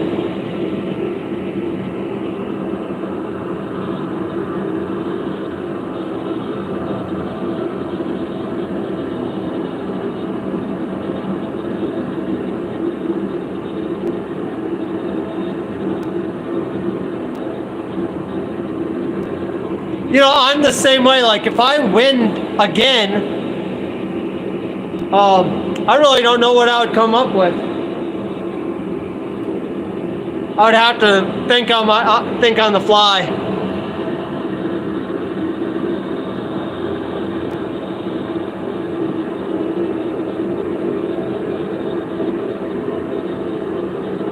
Yep, looking for straw. That's just finally came there. That's what I took it to. Yeah, everybody wants to hate on the railroad spike knife, but it's a nostalgia thing, It's still a knife. It may not be the world's sharpest knife, but neither is a butter knife, but we still call it a knife.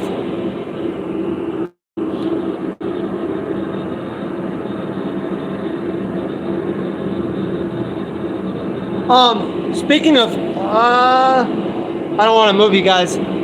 Probably swivel you over. I can swivel you, but I don't know if you guys can see it too well. Keep going. Right there.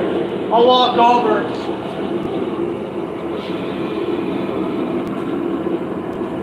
This hook I made right here, that was from a railroad spike. I took the head and I split it in half and bent them out and made a nice little hook.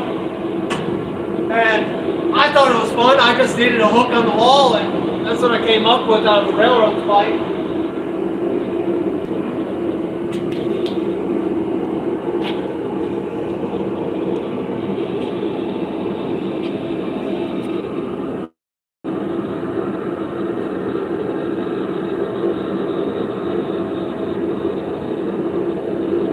Too bright? Oh, okay, let me...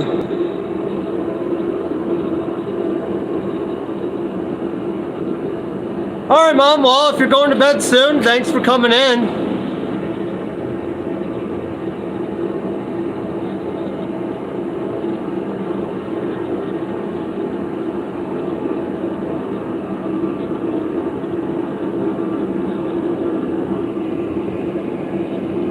Hey, Stone, have you ever met my mom? I think you have, but I'm not 100% sure.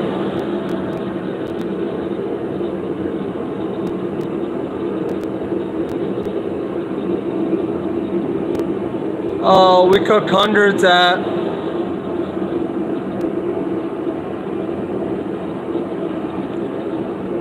Yep, Cindy's my mom.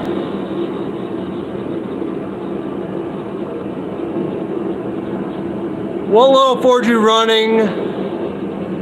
M/NO, the temperature, the temper. I'm using a Mr. Volcano.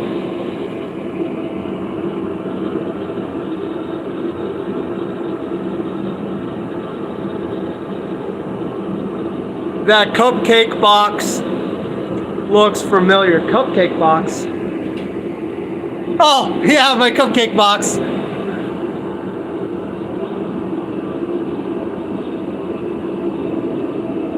Yep, and you're okay.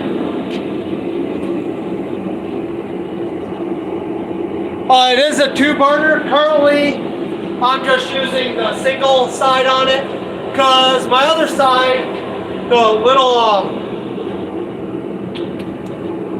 what happened on that one, I'll swivel over there a little bit. So where the other one goes in, they just do like a little tack weld, and that tack weld broke and it fell off. And I don't really use that burner anyways. It comes on a Y, so I just have it hanging on the other side and shut off, of course. And so I need to re-rivet that back on. I do plan on maybe making a video on that, or just how to repair the forge. I don't know. Yep, I did take it up to non-magnetic. That's why when you guys saw me quench, I wrote my little magnet there, which now that I'm looking at it, I need to put my lid back on my oil.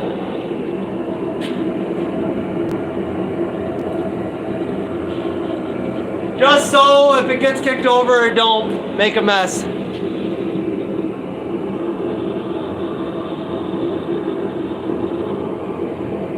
Yeah, thanks, Mom, for coming out, though. Having a blast.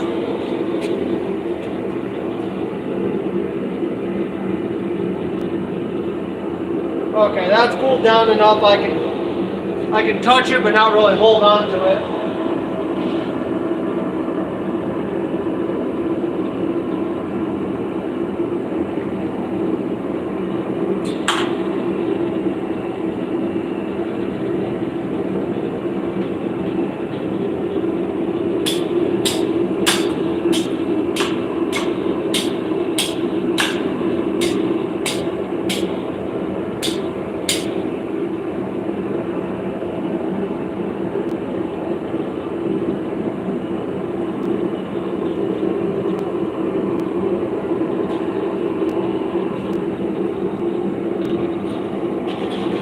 Well, that one was a very simple punch. Wasn't even that hard to make. Not even that fancy. Just my spring was 3/8.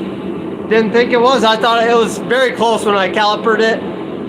So I'm gonna take this over to the grinder, radius this edge, so when I go to hit it with the hammer, it's nice to hit on.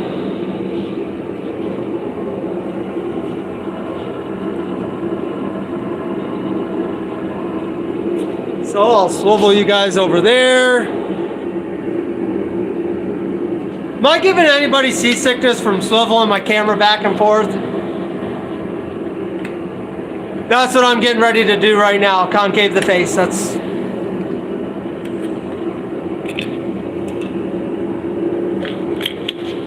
Yep, whenever you're hitting punches, you don't want them perfectly flat.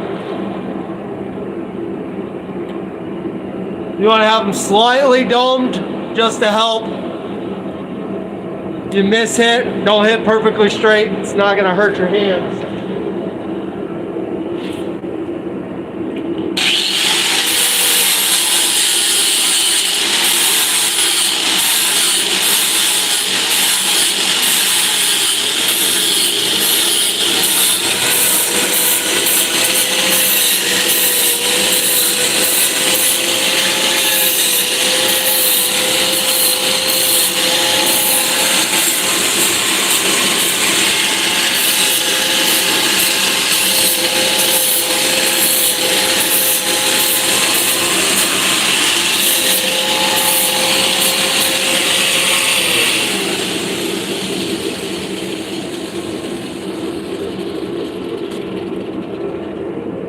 Now the one thing I do like having in my punches though is the squareness so they don't go rolling off.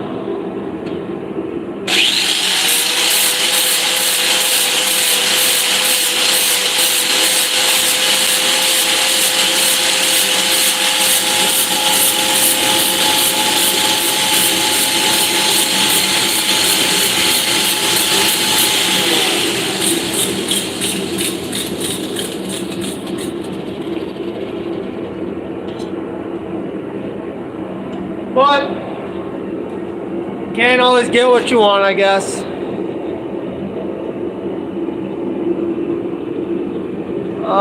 Let's see. A lot of times that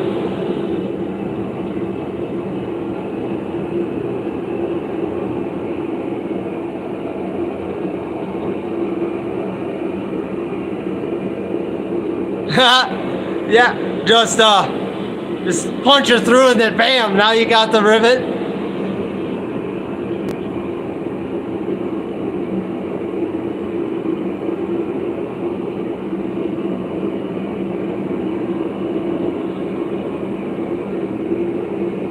Sparks look almost animated. Yeah, I mean, there it is though. It'll do for what I need it to do.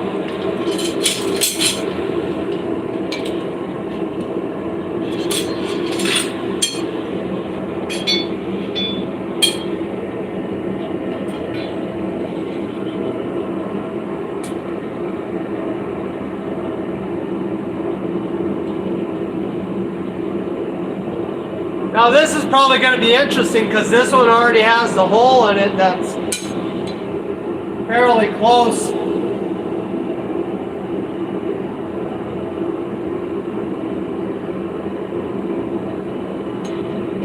We'll see how it ends up.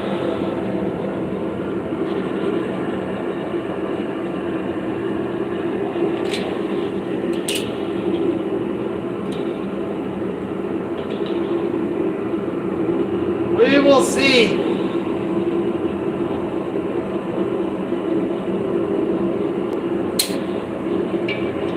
Get that there.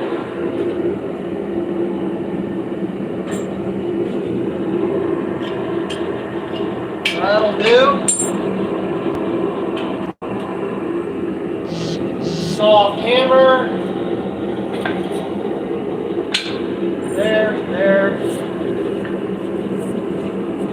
There.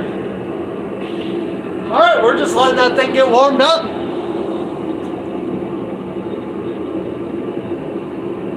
It looks almost fake. Well,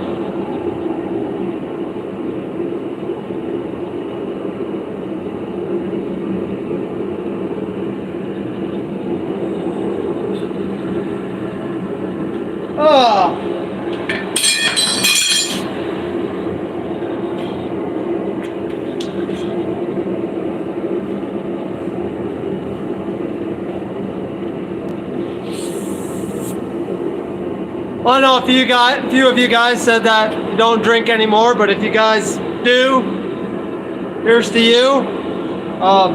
Little rum and coke tonight. Not very much rum. I think like in this whole thing's 3 shots. I don't like getting hammered when forging because, well, it's just unsafe. A beer, like a beer, 2 beers while you're forging, perfectly fine. Just don't overindulge.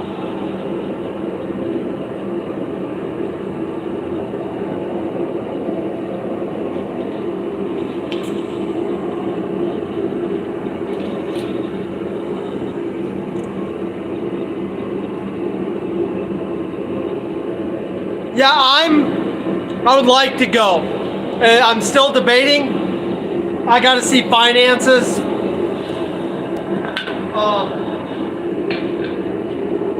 You know, against popular belief, I am not a millionaire. Like to be. Nah, I wouldn't want to be a millionaire. Even if I was, guys, even if I was balling, I would still dress the same way, act the same way, Probably have the same tools. I might have a couple others, but I'm a very humble person.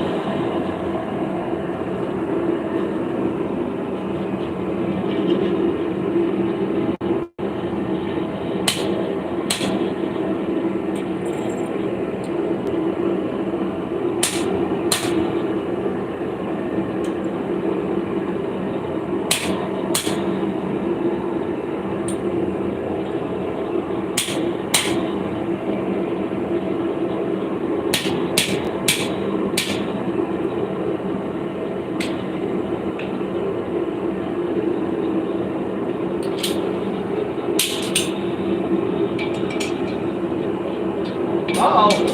Uh-oh, Batman. Give it back. Give it back. Give it back.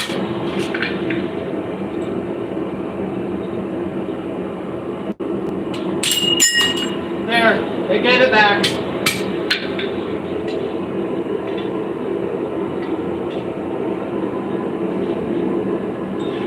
Oh, Thomas, what'd you do there? I know what I did. I tried drifting all the way through and I shouldn't have.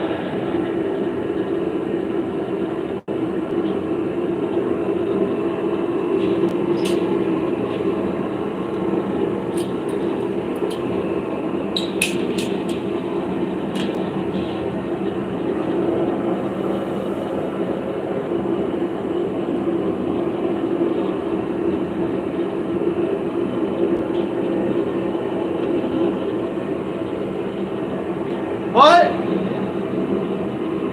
It didn't hurt it none.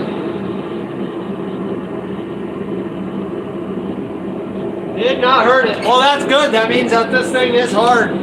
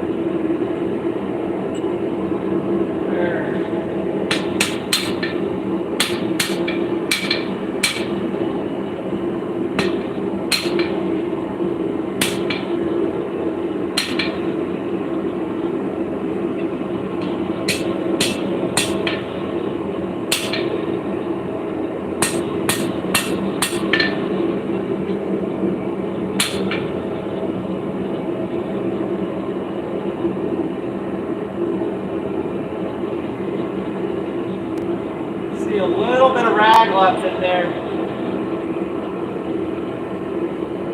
That's from it being a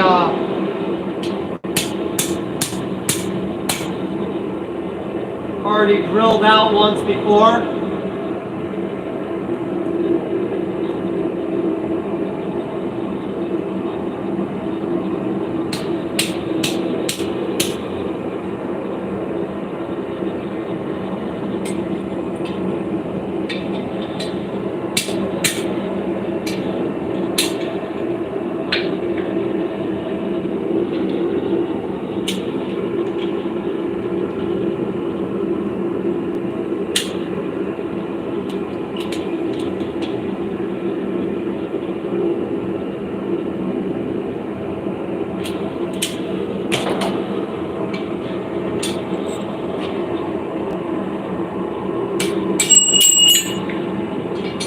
There.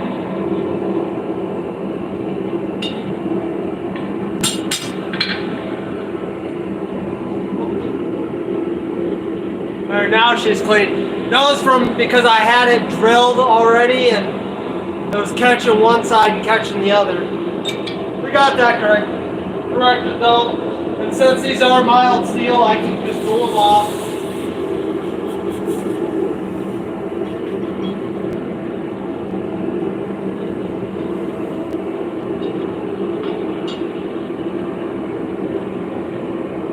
There's one side done. You know, I know a lot of people that can make tongs a heck of a lot faster than me. One of those guys is in this stream.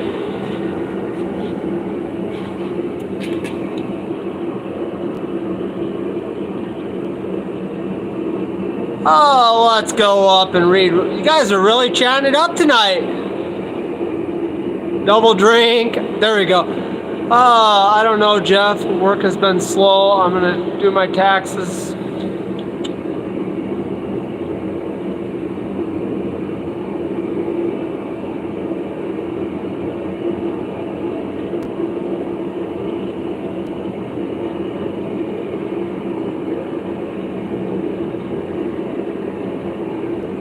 Just reading through you guys' conversations.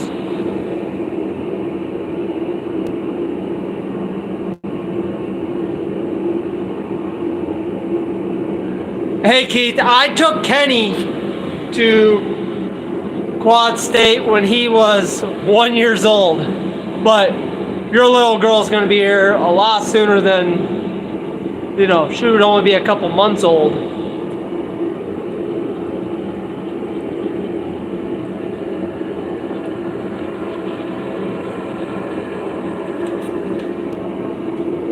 That's a little bit of a drive too.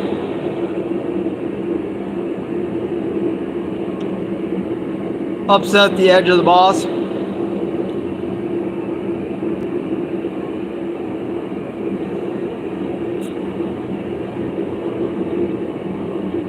Yeah, thank you, Stone, for finally saying that to a dad.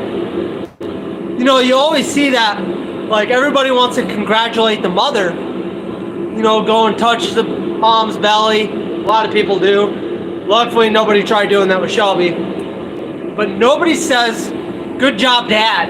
You know, and with that being said, Keith, good job, man. You know, good job.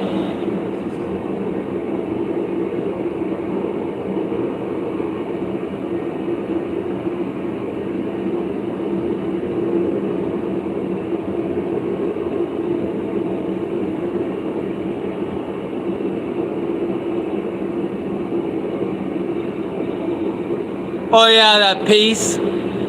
That my punch when it bit the dirt. Yeah, I had a pretty good ting.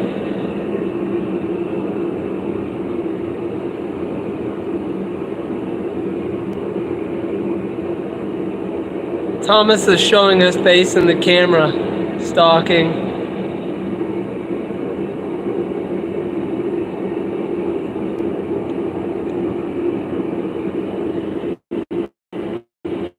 My 2 minutes was worth it. Alright, that's let down just a bit. Still nice and clean on that edge, no mushrooming going.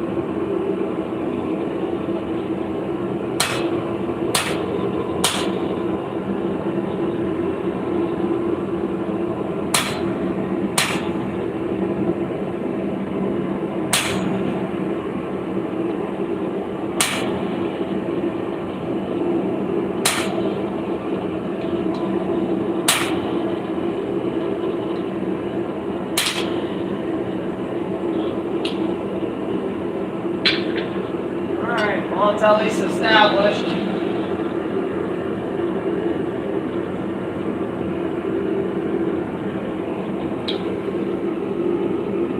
And I must have softened my end up enough because I'm getting a little mushroom going. I'd much rather have a mushroom than a chip. Well, my other side that I hardened, keeping true.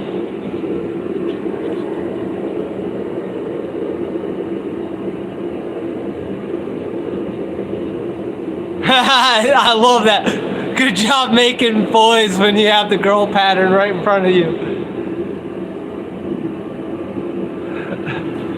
That is hilarious.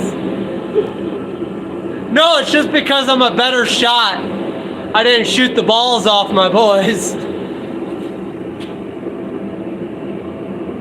Is he flipping and double punching?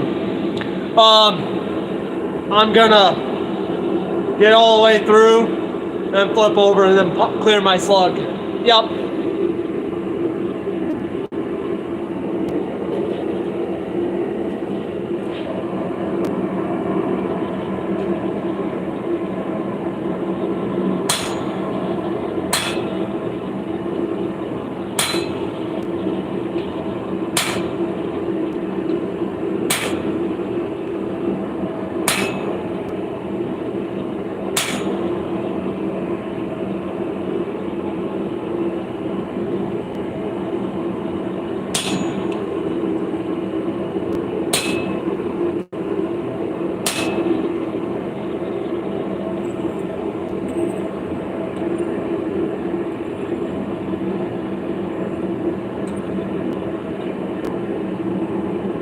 I don't think that's gonna work. Go over to.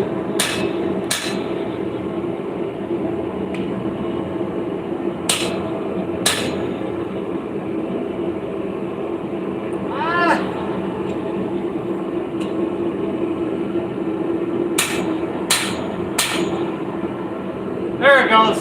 There's the slug.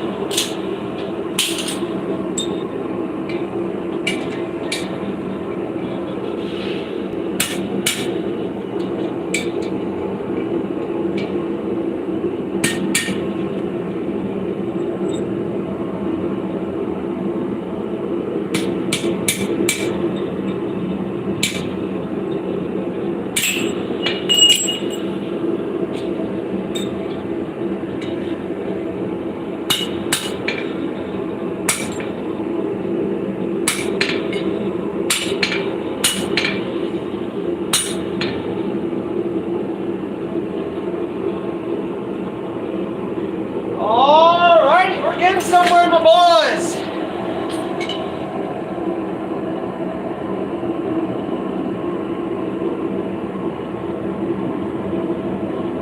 Alrighty.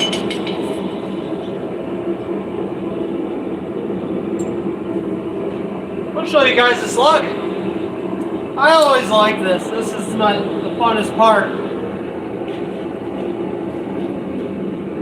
Right there's the slug. When you get it in line, there you go. Super thin.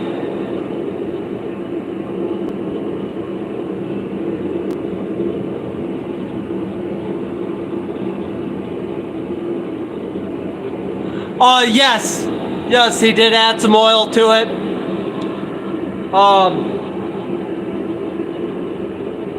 I wasn't there when Roy was doing all that, but he did put some oil in. Those seals are kind of poop.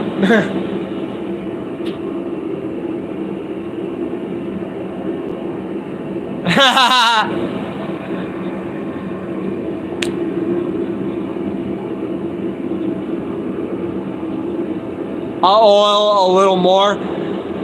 Yeah, it just kind of ran out though. That oil that he put in, it really ran out. So,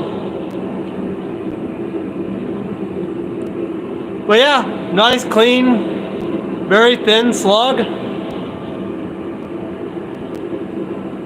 I'm happy with it. There, now it's, I just tested it. It's cool enough to the touch. There you go. Now it's in my hands. Love slugs.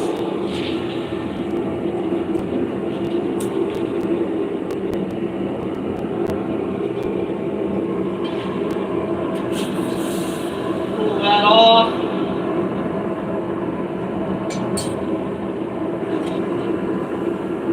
Still came out of there a little steamy.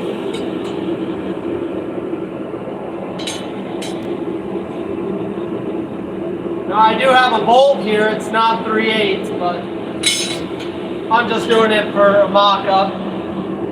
Man, that is still warm on that end.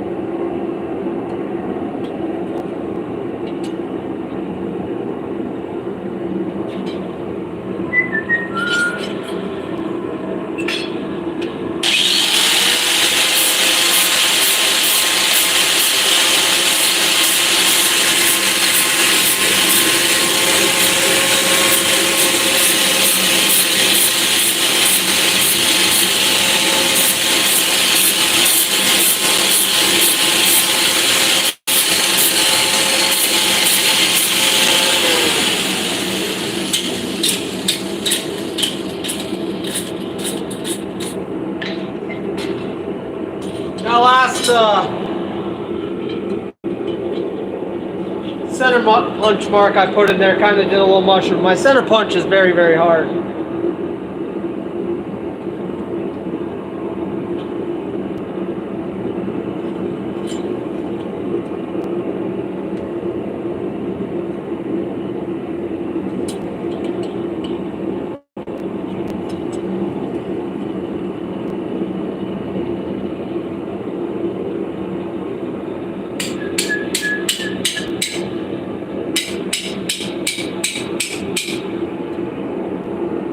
Just doing a little mock-up.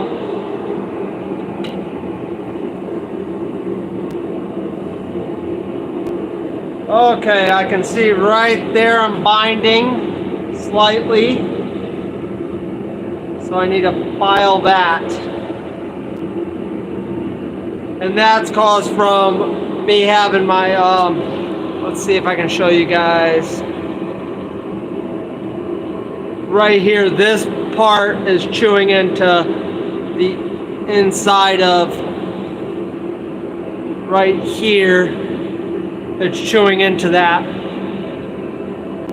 And that's just from, I had that too far down. Should have been up just a tad higher. Which that's an easy fix.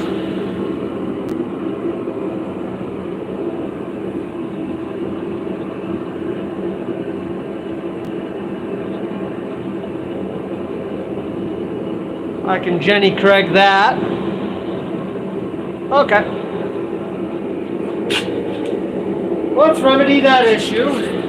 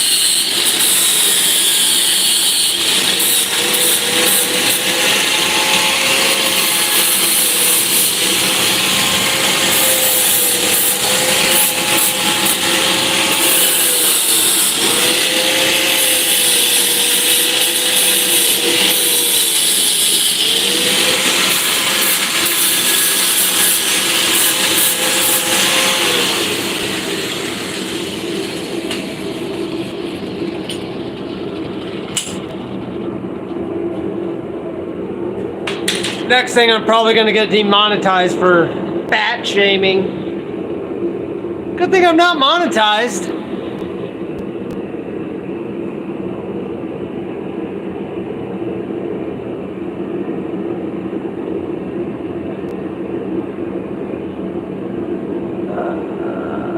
The better you get, the more you criticize yourself, I guess. Yeah. I'm more picky about the hole than the rivet. I did say I was gonna file it.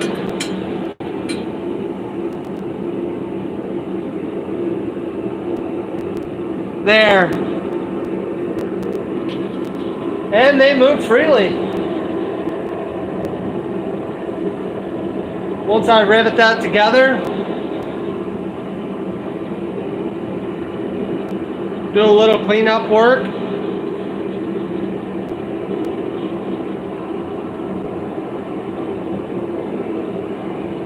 They'll be fully functionable.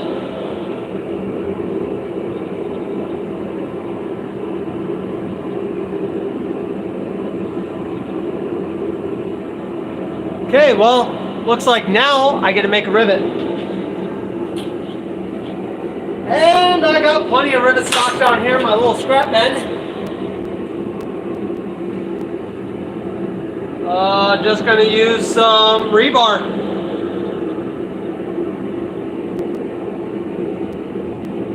Right? Rebar's mild steel. I know some rebar's higher, but I've used this for rivets before and it does good. So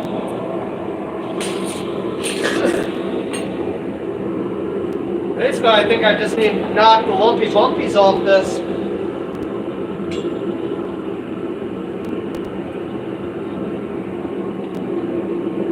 Yeah.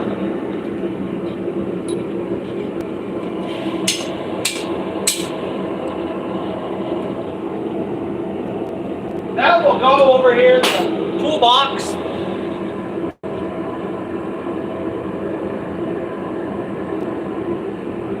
Give that a quick clean up. Using the grinder for a second, guys.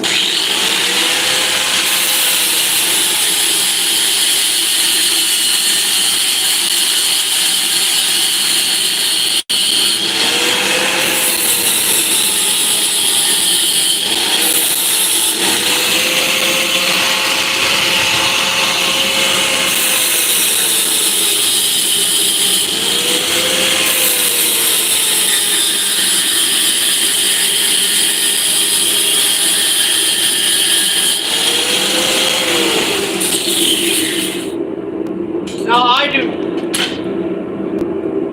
do not claim to be a professional tong maker by any means.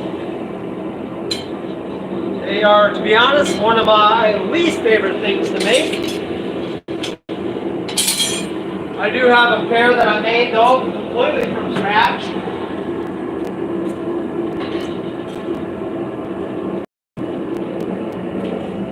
Without any assistance. This was made from 3/4 inch round stock. Some people might be like, oh, well, they're offset. I purposely made them that way. I wanted them to be like that.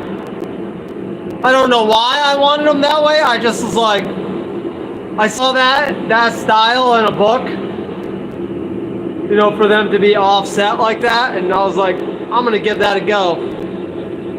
So I did.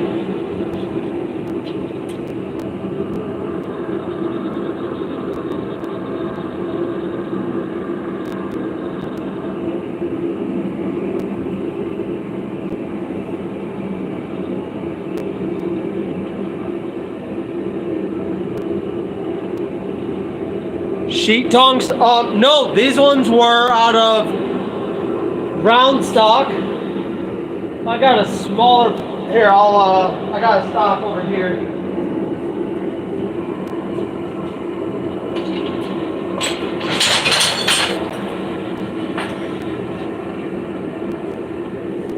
These came off of a piece very similar like this. Bent, mangled, not mangled, but just twisted. Piece of scrap iron, and I made these tongs from it.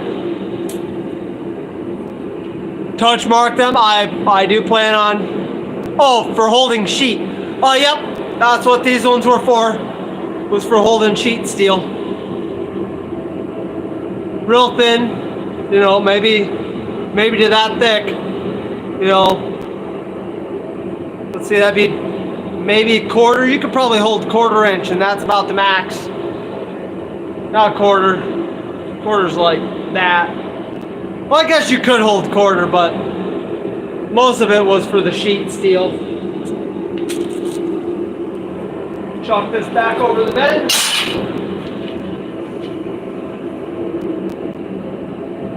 That's what they look like. Tim.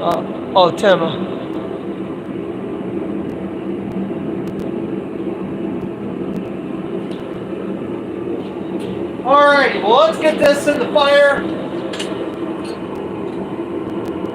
Hammer this down to make a rivet. Debating if I should bust out my rivet heading tools or just do flat rivets. I'll let you guys be the judge on that. Flat rivets or nice domed?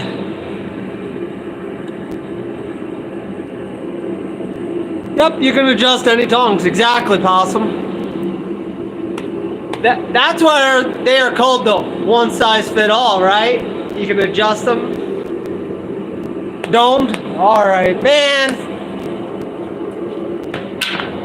I gotta find those tools. I know right where they're at.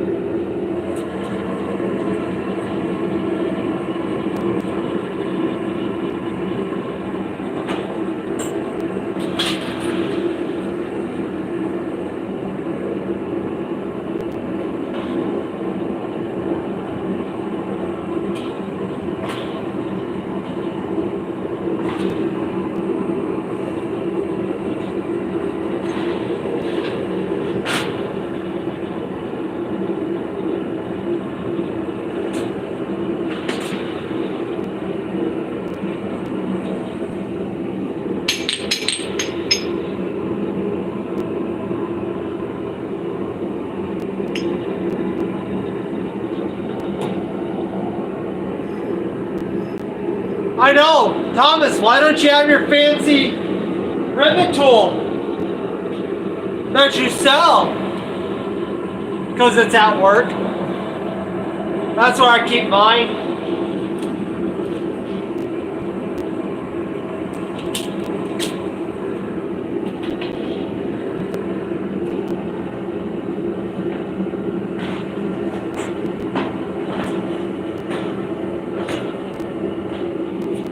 Most of the stuff I bring home from work is my rejects. And I don't have really too many rejects anymore.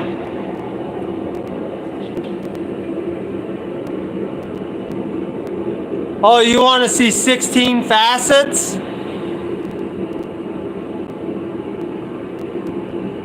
Okay, let me see. Domed by hand. No bucket. Ah, I could. Okay.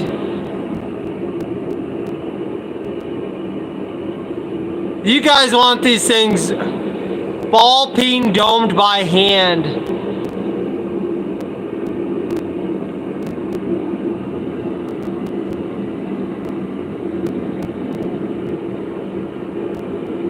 Drew, it's 9:30 and you're getting tired? I don't even know what time it is. Let me see if I can see. Oh, it's 11:20 here. 11:22. Possum, you don't have a rivet bucking tool? Well, you guys want to see me do it by hand. I'll do it by hand. First, I got to get this thing down to a rivet-shaped object.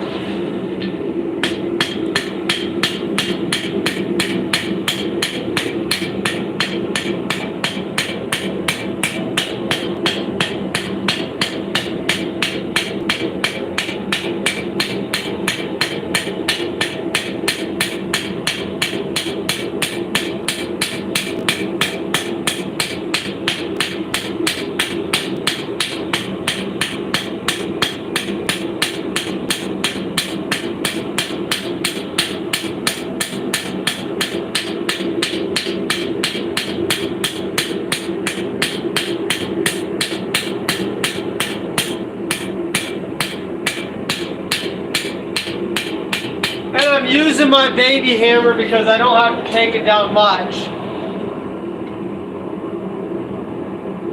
Yeah, see, I already took that down more than what I needed.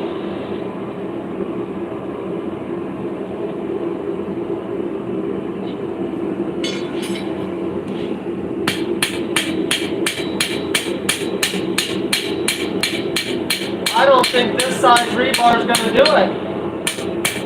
After I knock these little ribs down, I lose too much of it. Well, that won't work.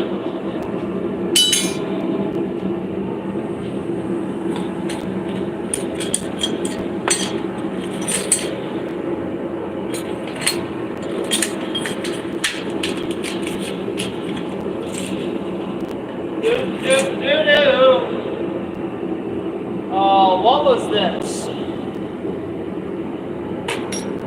I don't feel like farm testing.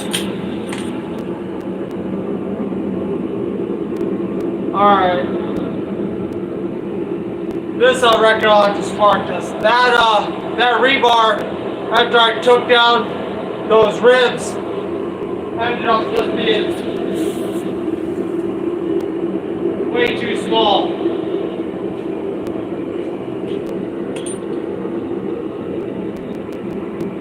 I'm gonna give this a spark test. I think this is mild.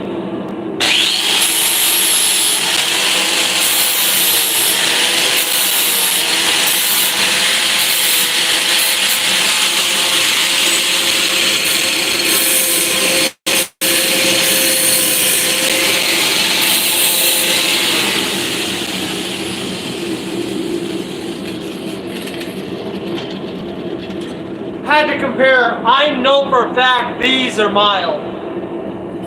That I didn't, so I just spark tested from this to this.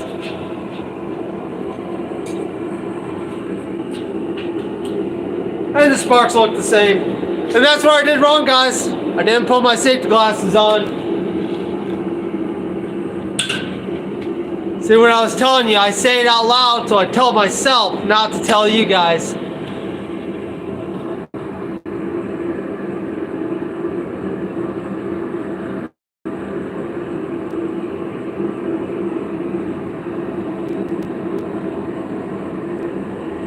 Yeah, 23-23 right now. If you're making them, you should be control of rivets.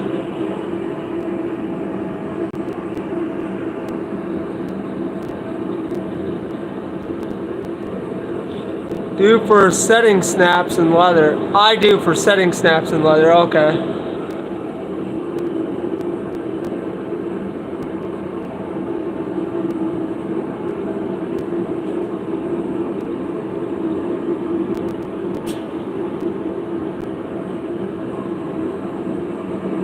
Well, Tim, you have yourself a good night.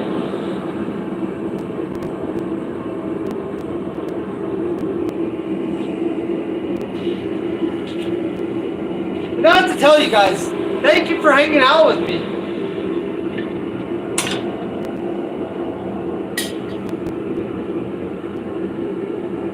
Oh no. That sucks. Good thing I'm going up to school on Tuesday. I just realized on my welding class on Friday, I happened to take my hammers in to show my instructor, and I left my bucket there.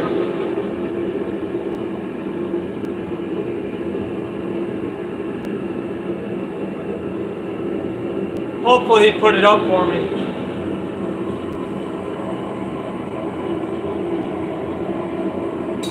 Oh, now I'm gonna have a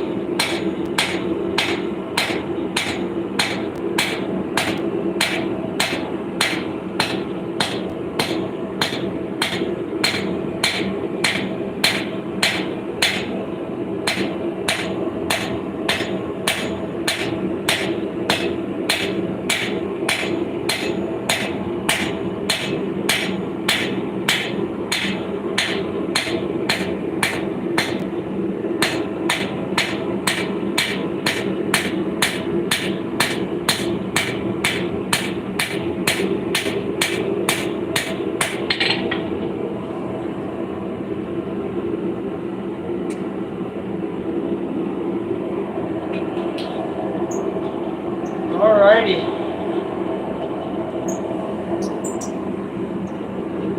Set these things in here, see where I need to cut off.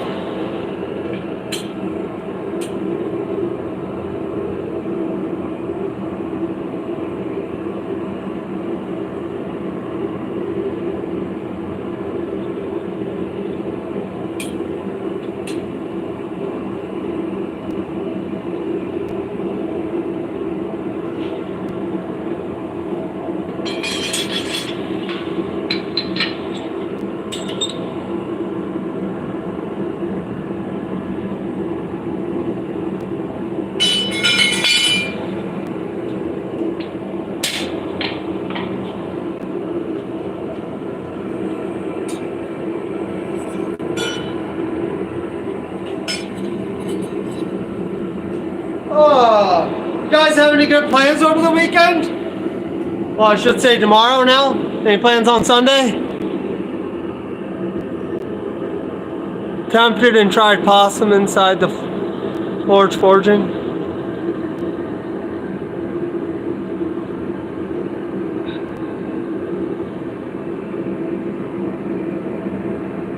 Okay, hold on.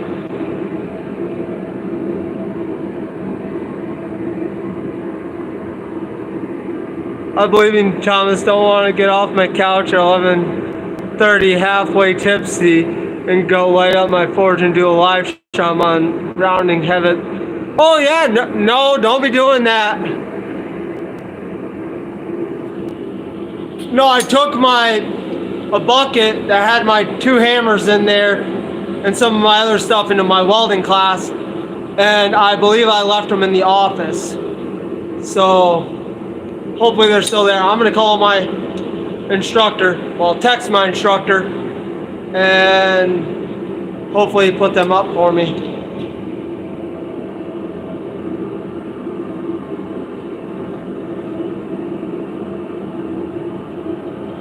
Yeah, I'm getting you guys all tipsy, just dropping stuff.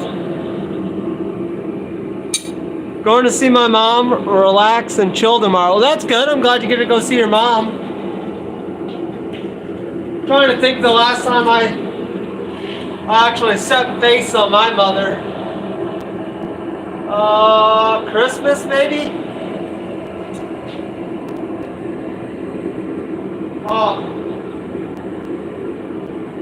My mom's an over-the-road truck driver, so.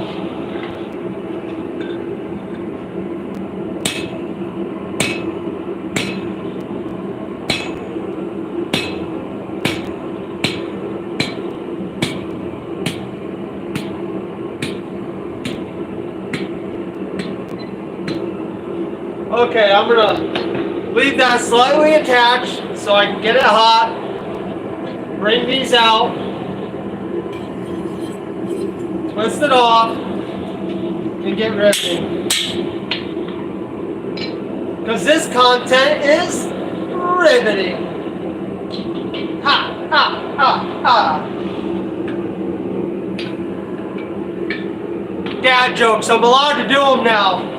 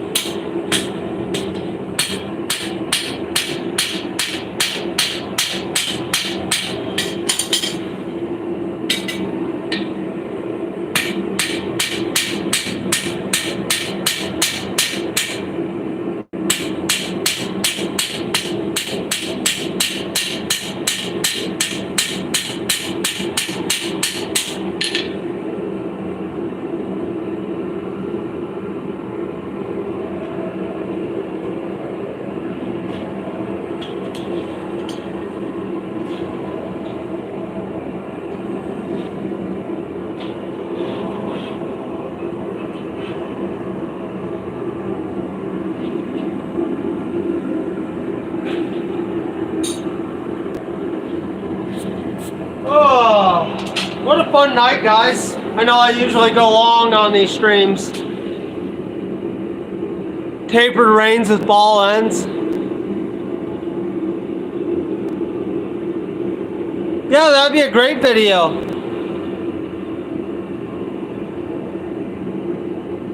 No, I'm saying even tipsy, I can sit. Don't drink. Yeah.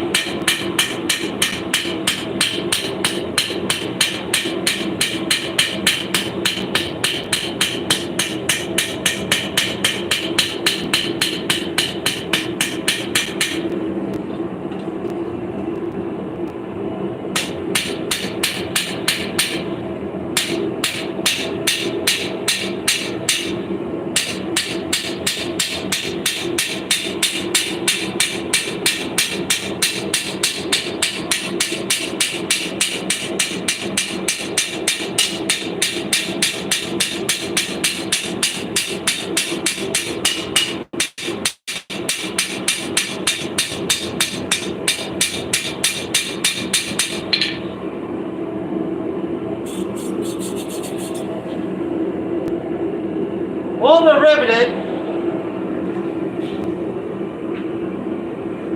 Now just heat them up and work them.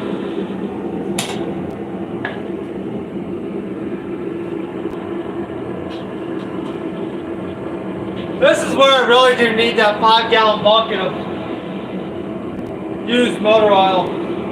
Need to find a metal 5-gallon metal bucket that I can put a lid on.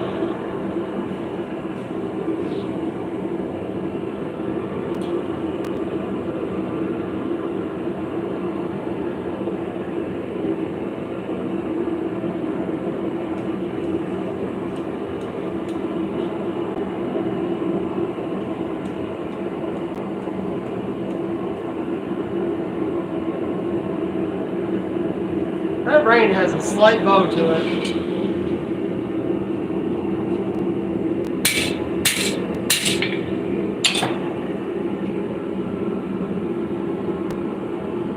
What is this one?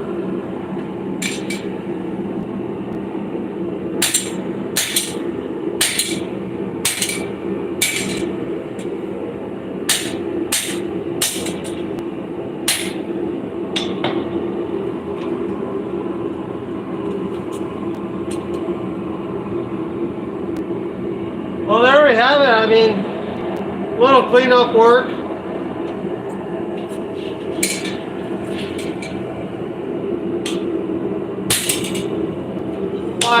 By no long shot am I going to send these out.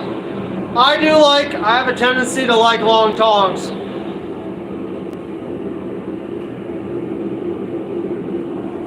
I'm going to clean them up though, so break the sharp, you know.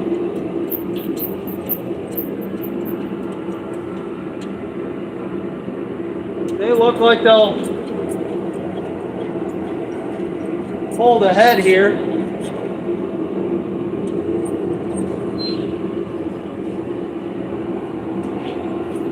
Work them till they're cold.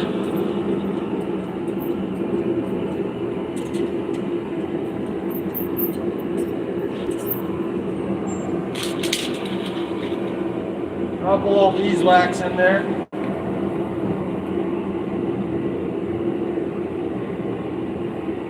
That's when you know they're still quite warm.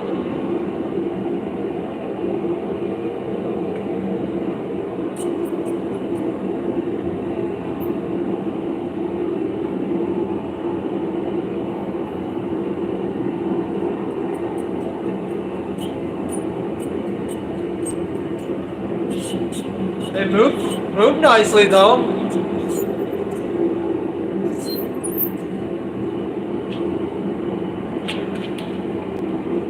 I do plan on putting an integral ring on these. That's why one's a little bit longer than the other.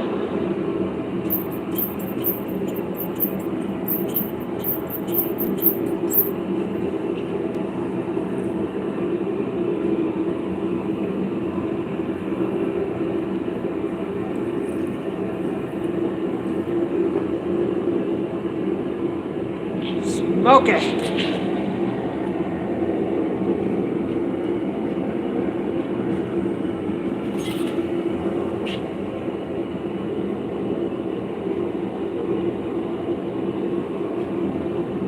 Well, yeah, just hammer that down a little bit.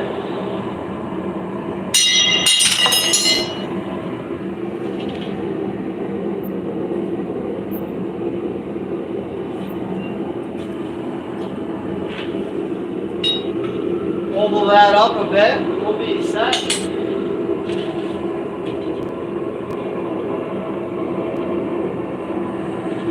Boy. Hopefully you guys are enjoying yourselves.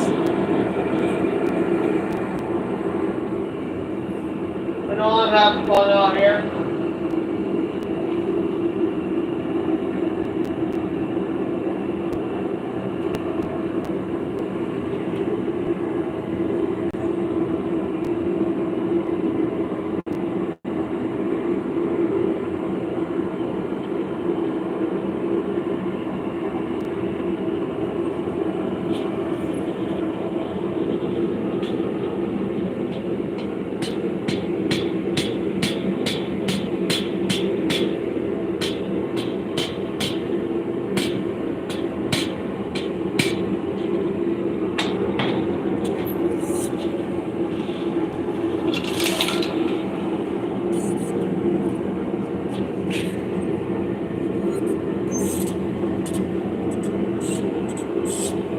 Yeah, that'll work.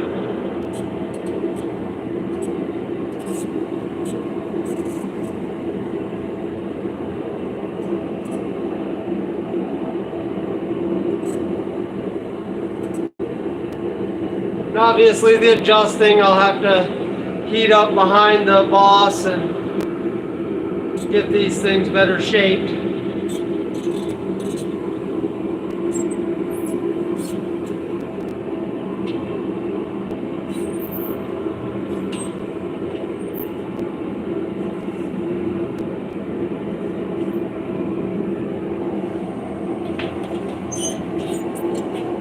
But there we have it though. A little bit of cleanup work. Get that over a little bit better. Some fiddling around and then they're done. Oh yeah. A friend of mine, well Stone, here I don't have to say friend of mine because he's in here. Stone, he made me this. It's my little coal rake that I use.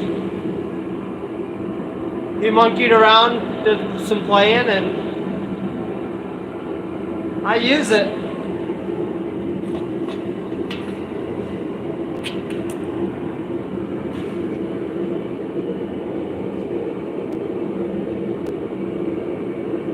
Probably do a live around noon. I'll keep that in mind. I have some horses to do at 10 in the morning, and I should be able to make the noon live. Did you show all the bottle openers? Nope, that's going to be my final. That's what I'm going to do right now, actually. Set those off. Let me go grab my bottle opener collection.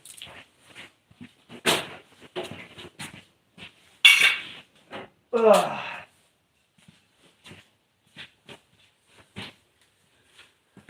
I do plan on doing not trying to copy Roy, but on my wall, I plan on taking all your guys' bottle openers that you made for me, and I'm going to make hooks, probably just my horseshoe nail hooks, and they're all going to get hung on there, and I'll just, for the live stream or whatever, I'll just write your name in, and then go in later, and I'm going to wood burn in everybody's name. So, let me just clear out an area so I can set things down.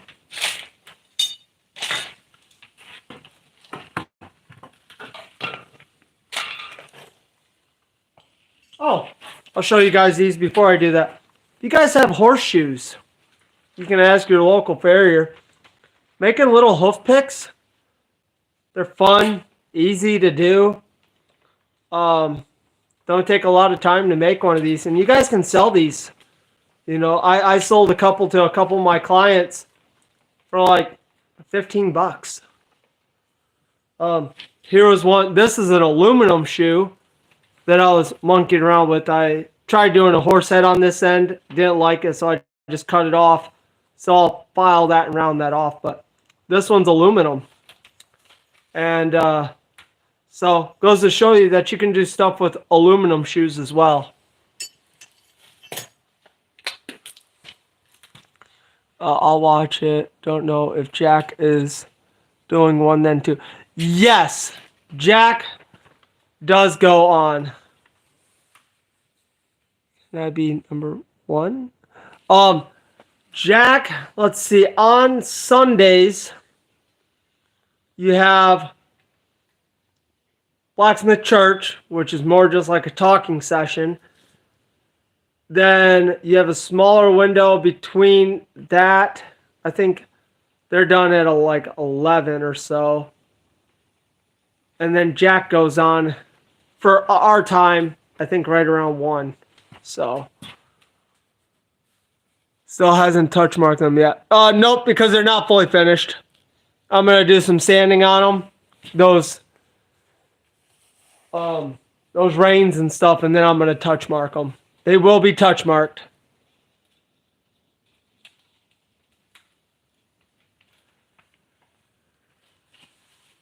Because I don't want to fully touch mark them yet, because I still need to do my finished shape up. I don't want to touch that, that's warm. I still need to do some finished shape up, and then when I'm done, my touch mark's going to go right here.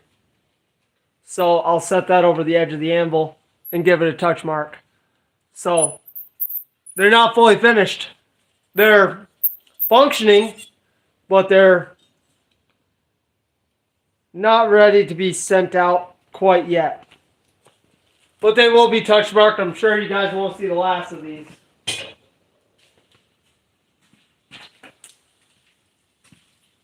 Okay, so for the bottle openers.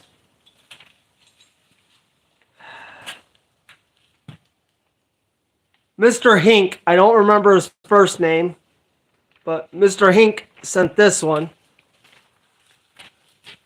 Gonna head out. Oh, hold on, Possum. Before you roll out, I'll show yours off.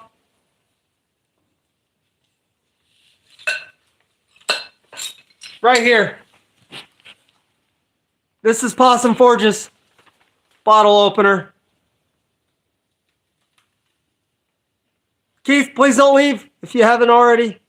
I'm showcasing off these, but this is Possum Forge's little hand model bottle opener. Mr. Hinks, Roger Caldwell at Little House on the Corner. There was his.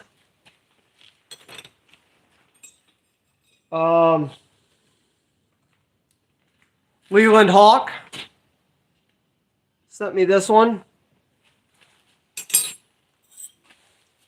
Heritage Acre Farms, or Forge, Heritage Acre Forge. That's who I'm making these tongs for, right there. So there's his. Set that off. 410 Forge. He sent me this one. That's a lot of fun. That was pretty cool. And then on the back, he has 410 on there.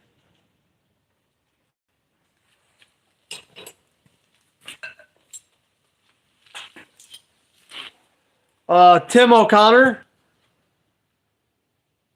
sent me this one. Oh, flip it upside down.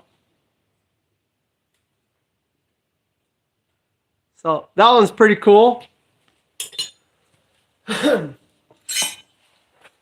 This one right here is from Bobby Lannis, the Treadle Shed. So he sent me that one. Jack Pines did a dragon scale and sent me this bottle opener.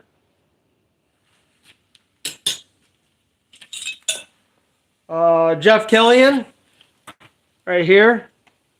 And there's his touch mark. It just says his name, Jeff Killian, or Jay Killian.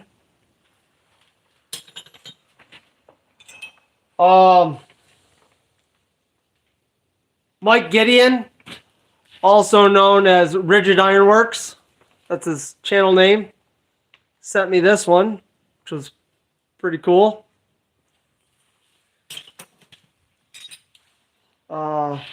Derek Melton. I got that one from him.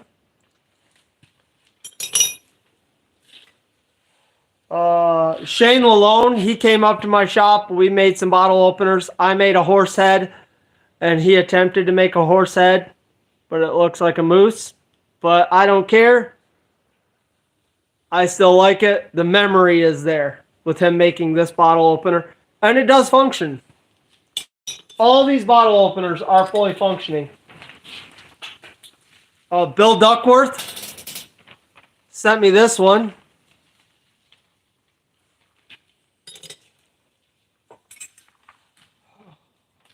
Roy Adams, Christ-Centered Ironworks. This one was actually just him demonstrating when we first started hanging out. This is the first one that started this whole collection. Yeah, good looking moose. But this, Roy was just kind of playing around and showed me, and he turned this into a bottle opener, and his touch marks on the back right there. I don't know if you guys can see it. Focus, focus, right there. That one started it all.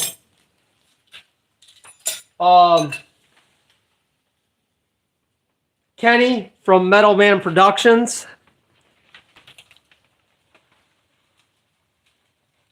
Right there is a nice little horse. I really like that one. That one was pretty cool.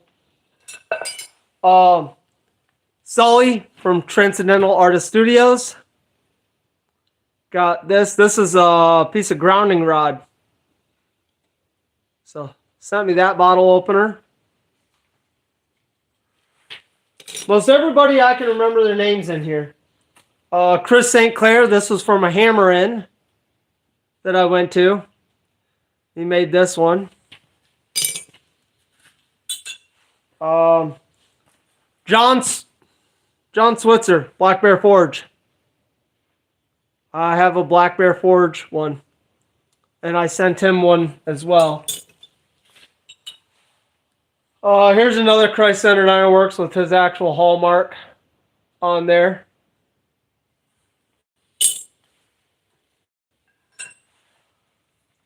Andrew Larson. This one I bought, but I wanted his. This one I did buy. This was not part of the exchange, but I bought this one. Sam Towns. This one was bought, not part of the exchange. I bought that one.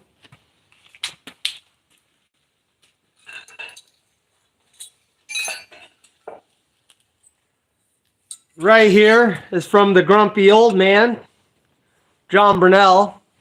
These two right here were from John Burnell. And I gave him bottle opener. We have Troy at Bar Run Forge. Made me this one.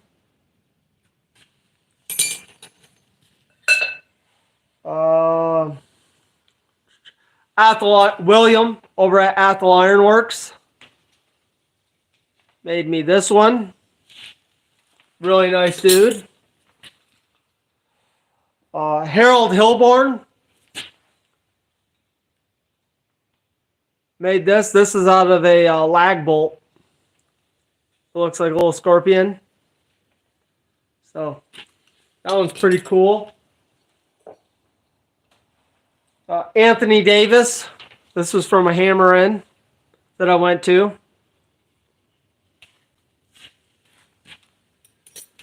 And that'd be all of them.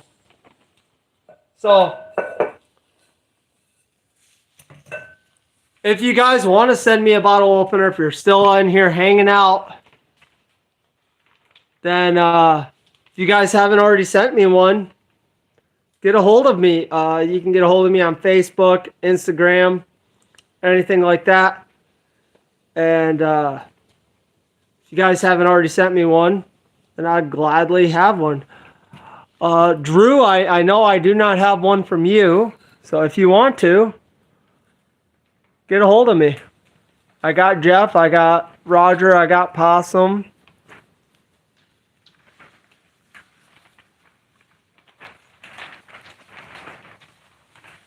Oh, Kyle, my brother, he just hopped in. Why are you so ugly? It's because I am ugly, Kyle. I was born this way.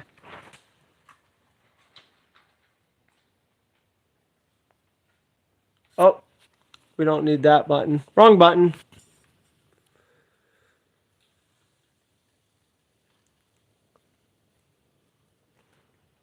Make a pair of railroad spike tongs from railroad spikes.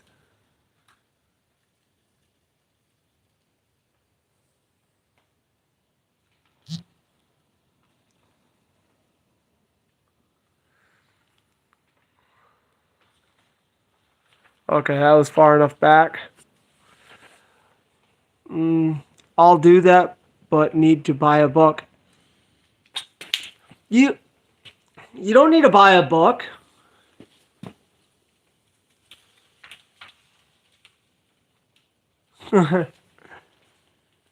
Thanks, Stone. But yeah, there's lots of videos out there, Drew, for making bottle openers. A lot of people are sending the church key style, which is very valid. Possum sausage, his was a hand. It just has to open a bottle. And I accept, I would gladly accept and showcase off anybody's, beginner, experienced, intermediate. I just want to collect your guys' touch marks. So that is the one thing of these bottle openers. Have a touch mark. And guess what? Your touch mark can even be your initials. A pair of basic stamps, and you could put your initials on it. And that would be your touch mark. Until you decide to come up with a design or something and, do that.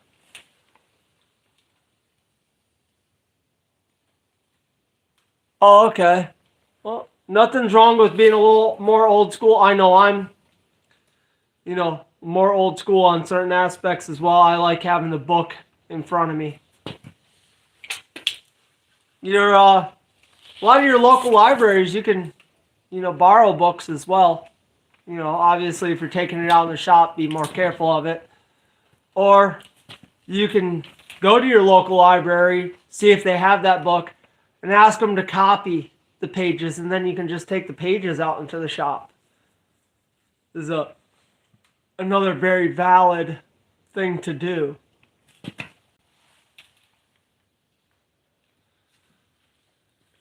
But yeah, I'm only missing one that was given to me, but it's at work right now, and that was one that was from Jeff at Brass Skull Forge. He sent me a bottle opener. I just took it to work to show Roy.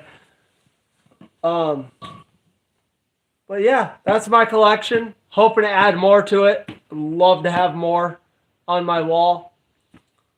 And yeah, that's a lot of fun. I enjoy all these ones that I got. I've actually talked to every single one of those guys. And I've had interactions with them, and it's a good time.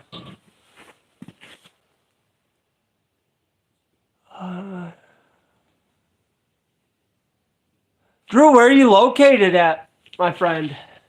Or what part of the world? Let me bring you guys in a tad closer so I don't have to squint and try to read.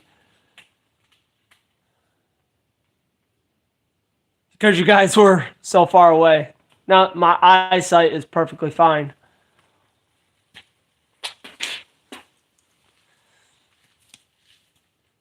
But where are you located, Drew? I'm located in northern Michigan, in a small little town where our deer population is more than human population.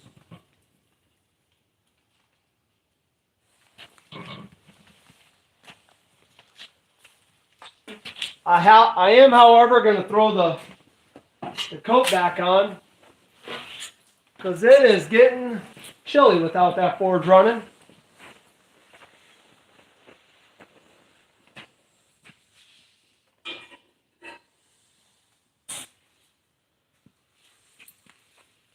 Do. Where'd that block brush go? There it is. That got a little toastier than my liking.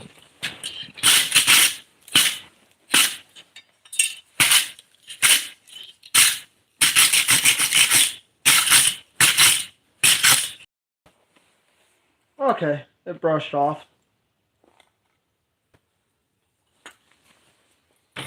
But the things that we worked on tonight in the shop, Bloomfield NM.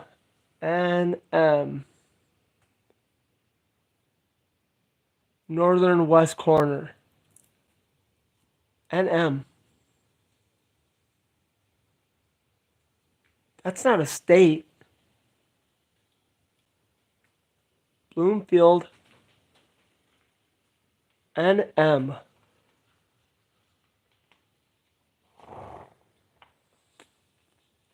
Is that Canadian? NM? I don't know. Or maybe I'm just late in the night and not thinking properly of my states.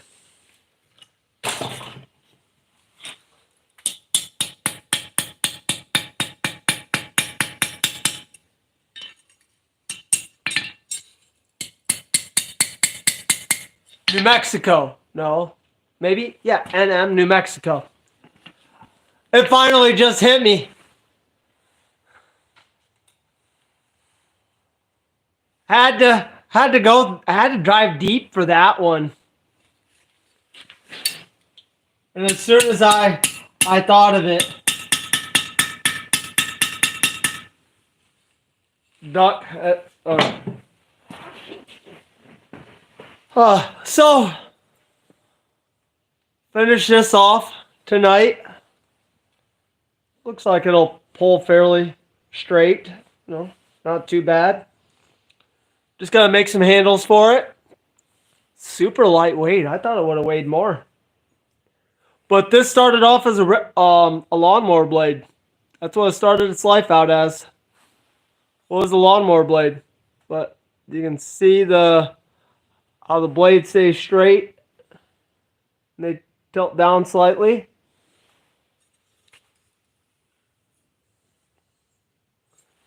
That turned out nicely. So, worked on that tonight.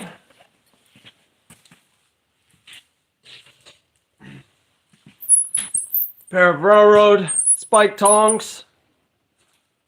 That didn't turn out too half bad. I could, if I wanted to, probably draw that out just ever so slightly more. Get a little bit of length out of that. But got those finished. Well, they're not fully finished, but I got them together, riveted up. So that's good. Made a down and dirty punch. That's not it. Here it is. Just a down and dirty punch tonight. Nothing fancy going on with that one either. And that's what I worked on.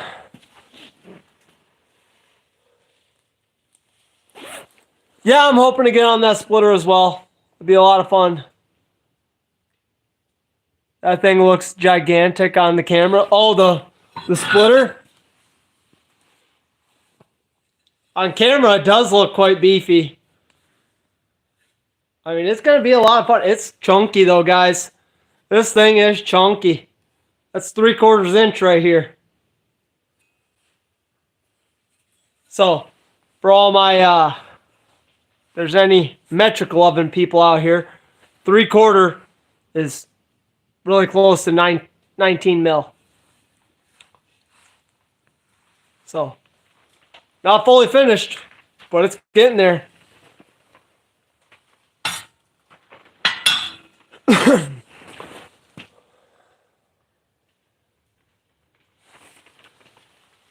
Oh, my friends, what time is it? Let's look. Midnight 06.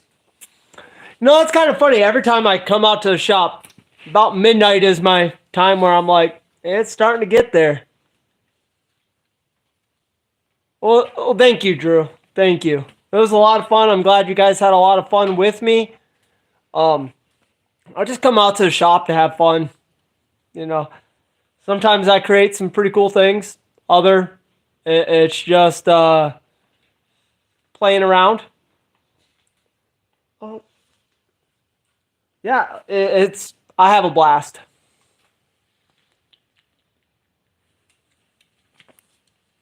That is some good rum and coke, though. That's like a perfect blend.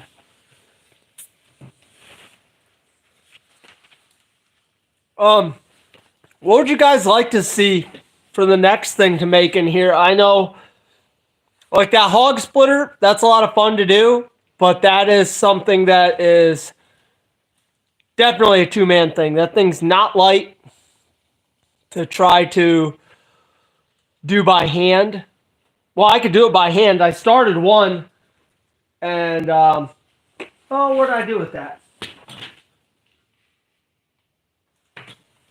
Here it was. Here's one I started using a different piece of leaf spring. It wasn't 3/4. I mean, there's the original stock size. But I did start off one and was kind of playing around. I'll still finish this one off someday, you know. But that was all done by me, and that was already a fun to try to go around by hand and do that and pull that out of the forge by myself. But it was fun.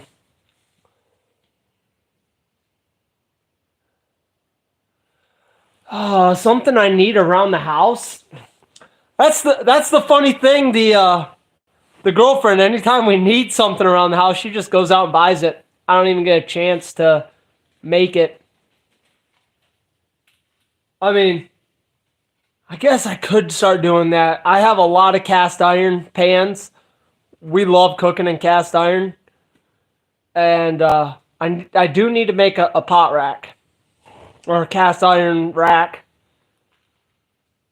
So, could get working on that. Should work on that. Other than that, I don't think there's really much that's needed in the house.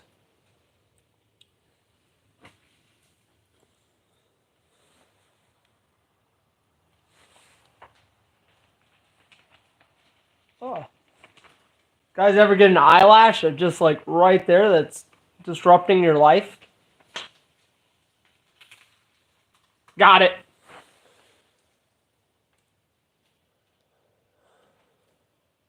Well, thank you, Roger. I'm glad you had a lot of fun. Yeah, so Drew, I might get on that. Might get on to making that pot rack.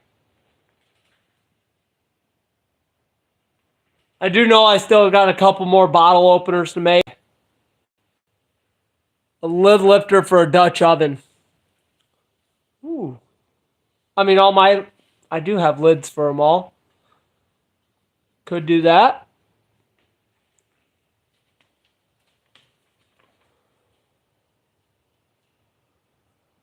Could make some handles for your shop. What do I need handles for in here?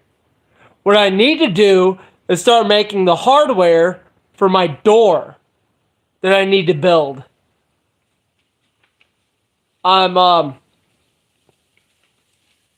me and a friend, we're going to be laying down some trees on my property here soon, and we're going to be milling them up, and I'll get some lumber, and then I can finally fill in this pneumonia hole. Maybe keep the shop a little warmer. It's not bad out here, though, guys. It really isn't. It's probably 20 degrees out now.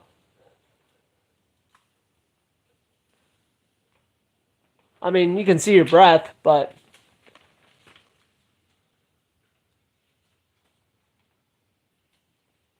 for the beginning of my shop entrance, do need to make that. See, it's like there's so many things. You just need to do it. Just quit procrastinating, Thomas, and do it.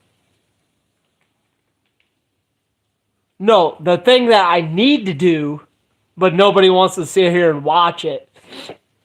At least I wouldn't want to sit there and watch it. Is I need to clean my shop. Need to sit here and clean my shop up. Organize. Clean some of this clutter.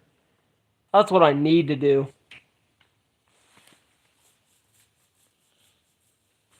Well, guys, I've been yammering on along. Thanks for coming along with this adventure.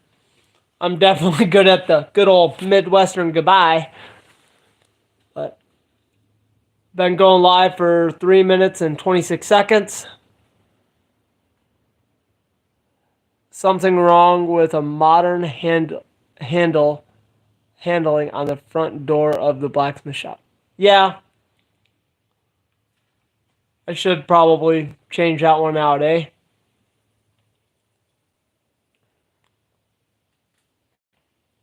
$20 degrees is not cold. I'm comfortable. I mean, I got my coat on. I'm comfy. That is the thing. I do not agree or believe I have ADHD, but a lot of people tell me I do. Because I am ooze squirrel bad. I mean, I have like so many unfinished projects. I'll get started on one thing. There was a clip on there where the wife asked her husband to change out a light bulb or take out the garbage. And she gets home and here he is, I think ripping out his engine in his truck or his car. Something like that. He was taking the engine out of his vehicle.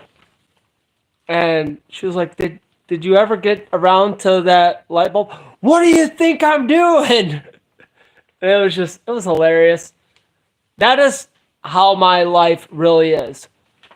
Like taking the garbage out. Okay, I bag it up, right? I tie it, pull it out of the garbage can, and I set it down. Well, as I'm, just pull it out, and it's like, oh, I need to go put a new bag in. I put a new bag in, but then I see a mess on the floor or something, Like, I have two boys, two little kids, and I was like, oh, I'll pick this up. Okay, I go throw that away. Oh, look, there's a spoon left on the table. I grab the spoon, and I put it in the sink. Oh, there's some dishes in the sink. Should take care of those dishes first. So then I load the dishes in the dishwasher. And I was like, oh, here's a rag here I should probably do the laundry. And then I go and flip the laundry. And then, now I got to go to the bathroom. So I go to the bathroom. Oh, look at this, blah, blah, blah. And then this whole time, that bag of garbage is still just sitting beside the can, tied up. And then I'm like, okay, I need to take this outside. And so I walk it to the door. And then I set it down by the door. And then I was like, oh, I want to go do this. Or I need to go do this. And I go and do that. And then all of a sudden, like 30 minutes goes by. And I still haven't taken the garbage out. And then I'm like, what was I doing again? That's right. The garbage. And then I eventually take the garbage out. But the squirrel brain can get sometimes a pain in the butt.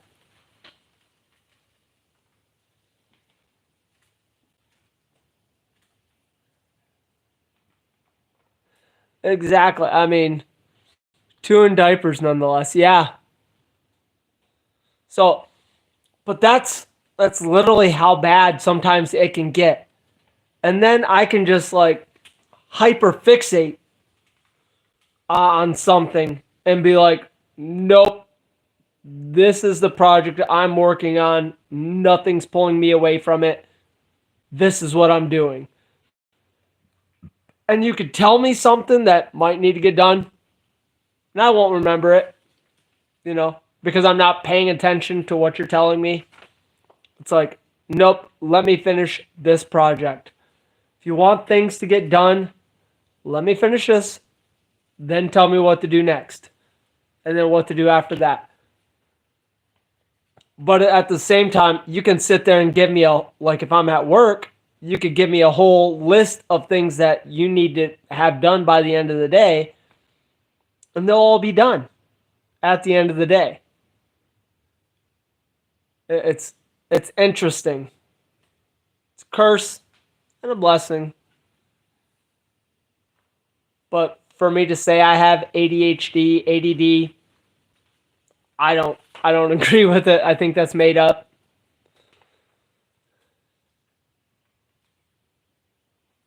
You ever run the power slide? I need to make dies for it.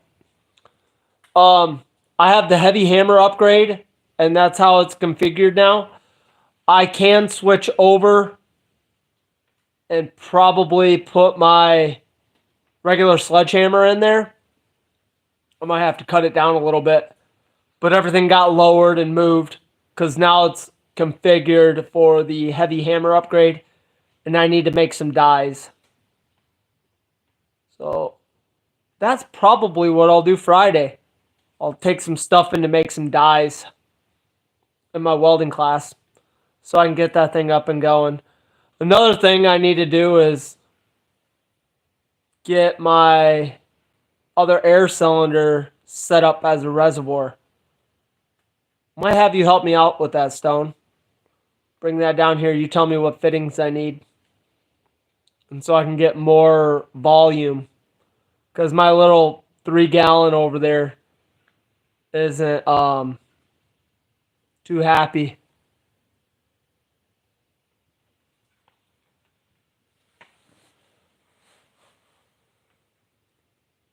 And all it is probably a couple fittings. I just don't know what size fittings to get.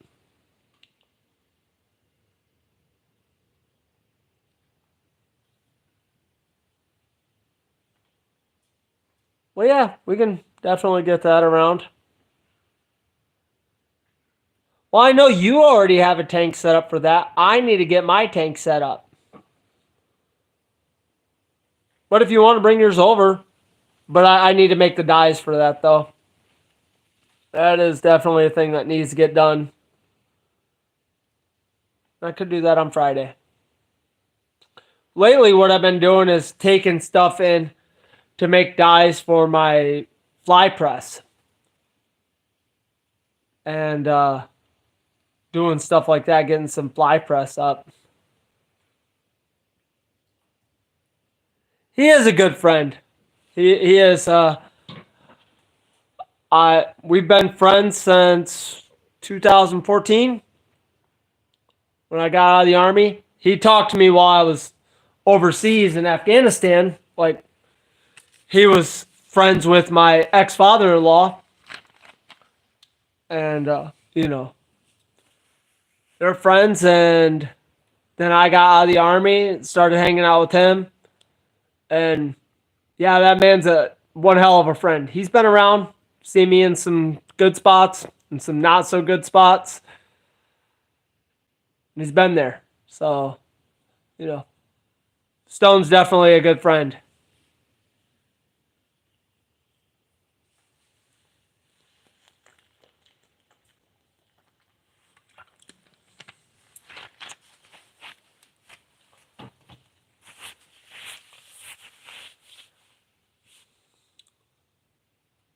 But my friends, I need to go. Like I said, real bad at that Midwestern goodbye. Stone already knows about that. I can say, oh, I gotta go. And stick around and talk for another 20 minutes. Oh, I gotta go. Another 20 minutes. But you guys have a good night. I'm gonna close this out. See you guys tomorrow. Do plan on doing a live with Stone, and we'll be here. So you guys have a good one. Bye.